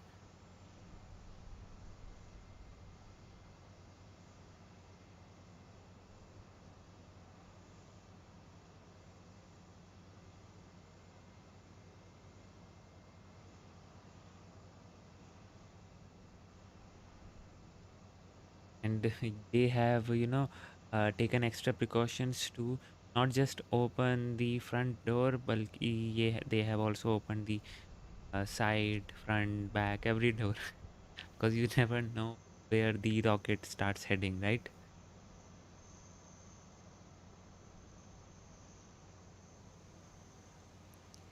And we are still in a hold at T minus 13 minutes and 47 seconds, but we've just gotten word that the weather data that we were waiting on is looking favorable, and we expect to be resuming the countdown any moment now. So thanks for sticking with us through this hold, but we are hoping that we will be out of it soon and on our way to orbit shortly.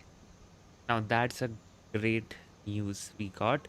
So they just got the weather report and it's looking favorable. Now just setting up the new T0, checking up with the trajectory and everything, and we'll get to that now. Let's hope we don't have any other hold planned, and we get to see this rocket flying to the sky and to the orbit, obviously, and completing its mission 100%.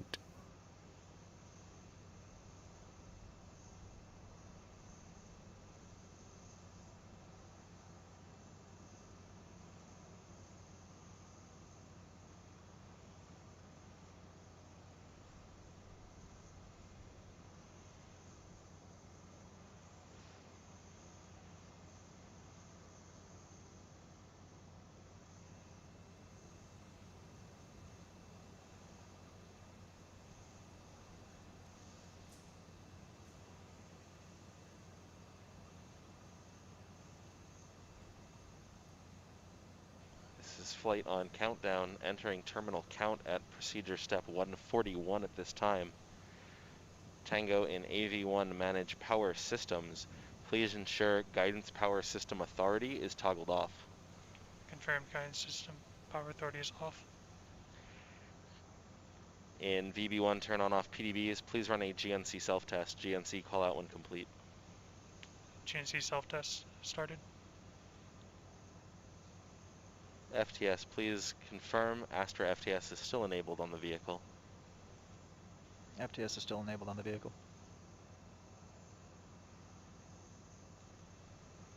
Tango in fuel 4 operate toggle full. Fuel 4 operate full.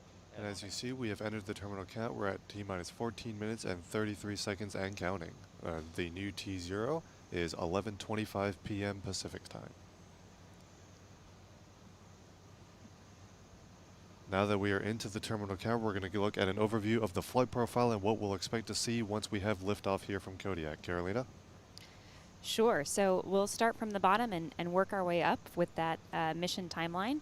A few seconds before T0, the engines will ignite. If all is good, we will send a signal to the hold down release mechanisms on that launcher system to release the rocket, and we will have liftoff at T0.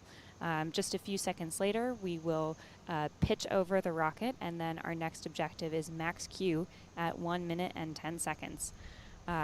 Following max Q, which is the point of maximum aerodynamic pressure on the vehicle, we'll be looking for main engine cutoff, or MECO, at 2 minutes and 50 seconds. And then a few things happen in pretty quick succession, which is fairing separation, stage separation, and then the upper stage ether engine will light at 3 minutes and 5 seconds. If we meet all of those things, then we'll be in space and it will be very exciting. And then the ether engine will burn for a little over 5 minutes before second engine cutoff, or SECO. And our final step in the mission will be to send a signal to simulate payload deployment. Again, we have a test payload on this flight which will not be deployed, but we will monitor to see if the signal to simulate the deployment is successful at 8 minutes and 40 seconds. Again, our objective today is to reach orbit and successfully complete all of these steps on our mission timeline. Yeah, and so what is coming up next? We're at T-minus 12.5 minutes and counting. We are coming up on the next big milestone, which is the go, no-go poll for launch. So we're going to listen into the countdown net as the teams get up to that and poll go, no-go for launch. Toggle off and deactivate. Fuel 4 operate. Fuel 4 operate. Deactivated. Fuel 3 supply. Deactivated. Okay, guys, it's Fuel happening. 1 FE 300 upper fill. Deactivated. Fuel 1 FE 200 first fill. Deactivated. AV1 radios. AV1 radios deactivated. AV1 rocket support cart. AV1 rocket support cart deactivated.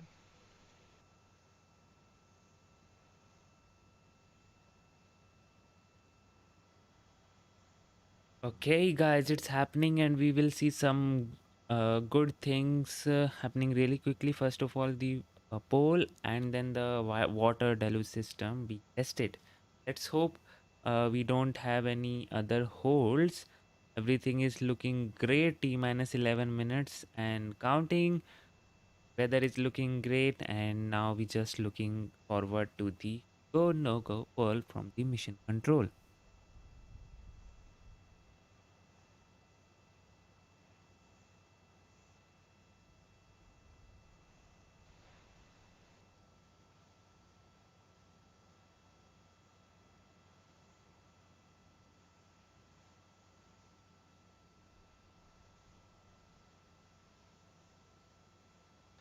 Flight on countdown. Astra is scrubbing at this time. What? And as you've just heard, unfortunately, with just a few minutes left in our countdown for this evening, we unfortunately need to scrub tonight's launch attempt. We'll provide more information as we can share the cause of that scrub. But the good news is that we have another opportunity to launch tomorrow. So please join us again at the same time tomorrow. Nominal T0 time would be 9 p.m. Pacific time, with the live stream beginning at T-minus 60 minutes. Yeah, from NASASpaceflight, a big thank you to Astra for trusting us to help them with this broadcast and, again, helping them with some of the expenses related to making this happen. We will, again, be live, hopefully, for another launch attempt tomorrow, but we are scrubbing tonight's attempt. Just a couple minutes left in the count, but unfortunately today's launch attempt is scrubbed, and our next attempt is tomorrow. For everyone who tuned in, thank you so much for watching. Thank you so much for all the questions in chat and all the support that was sent in. We really do appreciate it. We hope you'll come out and join us tomorrow for another launch attempt. Thomas Burkhardt for NASASpaceflight and Carolina Grossman for Astra. Carolina, thanks for joining me tonight. Thanks, Thomas. Have a good night. All right, we'll hopefully be back tomorrow. Everyone, thanks for tuning in, and we'll see you next time. Okay, so that happened. He just saw, okay, see, this is common in rocket world, right? We tend to see this every time. We don't have the information as in what happened. Why do we have, why did they just scrubbed at the very last moment? We'll have to wait. But guys, F's in the chat. I've seen the chat. We were waiting for all the time, but finally it got scrapped. So yeah, tomorrow we will have another launch. I mean, they will try again tomorrow, so that's not a problem. So we will watch this thing go to the sky tomorrow. No worries, right? Okay. So let's see if we have any other updates or so, and then accordingly we'll see.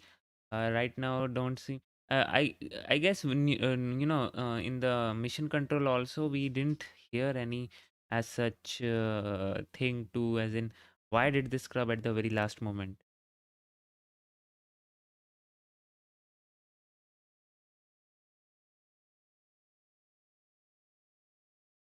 Scrub, scrub, scrub.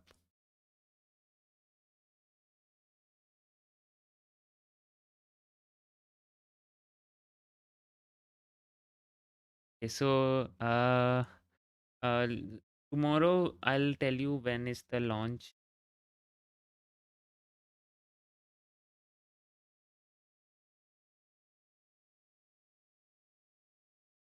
Let's see what do we have.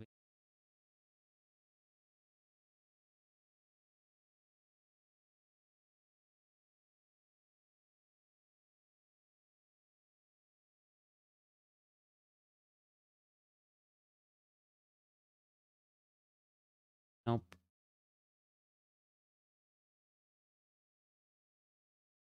Yeah. So we don't have the information as in what went wrong at the very last moment, but since we have the scrub today, they again have the launch window tomorrow and at the same time. So let's hope they launch tomorrow, and again that means I have to wake up early in the morning. The thing, no worries, I'll do that. But I just want this thing to launch because previously also when I streamed the launch for this thing, this happened. They scrubbed for the day today and then they launched it again tomorrow. So let's hope that happens tomorrow, right? Cool. So yeah, the time is the same tomorrow. So do join us for that, and we will see what do they have in store for us. I suspect it was just wind. I don't know. Maybe they just encountered a last minute glitch, which means, whatever they were resolving. Maybe it's just a speculation. Let it be. We don't know any details, and we didn't hear anything on the mission control. So why to speculate, right? So I guess that's it for today. We will see you again tomorrow. Hopefully with the launch, and this time it won't be a sideway launch. It would just be a normal launch to the orbit, and we will have a great time tomorrow. Thank you all for tuning in. I hope you had a great time. And yes, this is how things work in rocket industry. You have to be very, very patient when it comes to rockets. You just don't know, can be just delayed, and then at the end of the time it just can get scrubbed. So in rocket industry you need to have that patience to uh, get that juicy fruit of the rocket launch, right? So guys, if you want, you can just subscribe so that you can get a notification tomorrow, and you can become a member also or become a Patreon. It really, really helps me to keep coming in and talk with you guys, and make you aware of all the things happening in space and rockets. So really appreciate you all your love and support, and thank you all my Patreons and members for your support. You guys are great. You make make Rocket Gyan possible, and thank you all for your love and support. So that's it for today. Thank you so much for tuning in, and we'll come back tomorrow. Until then, this is Pianshu Roila. You just saw Rocket Gyan. Stay safe, stay healthy, and bye bye.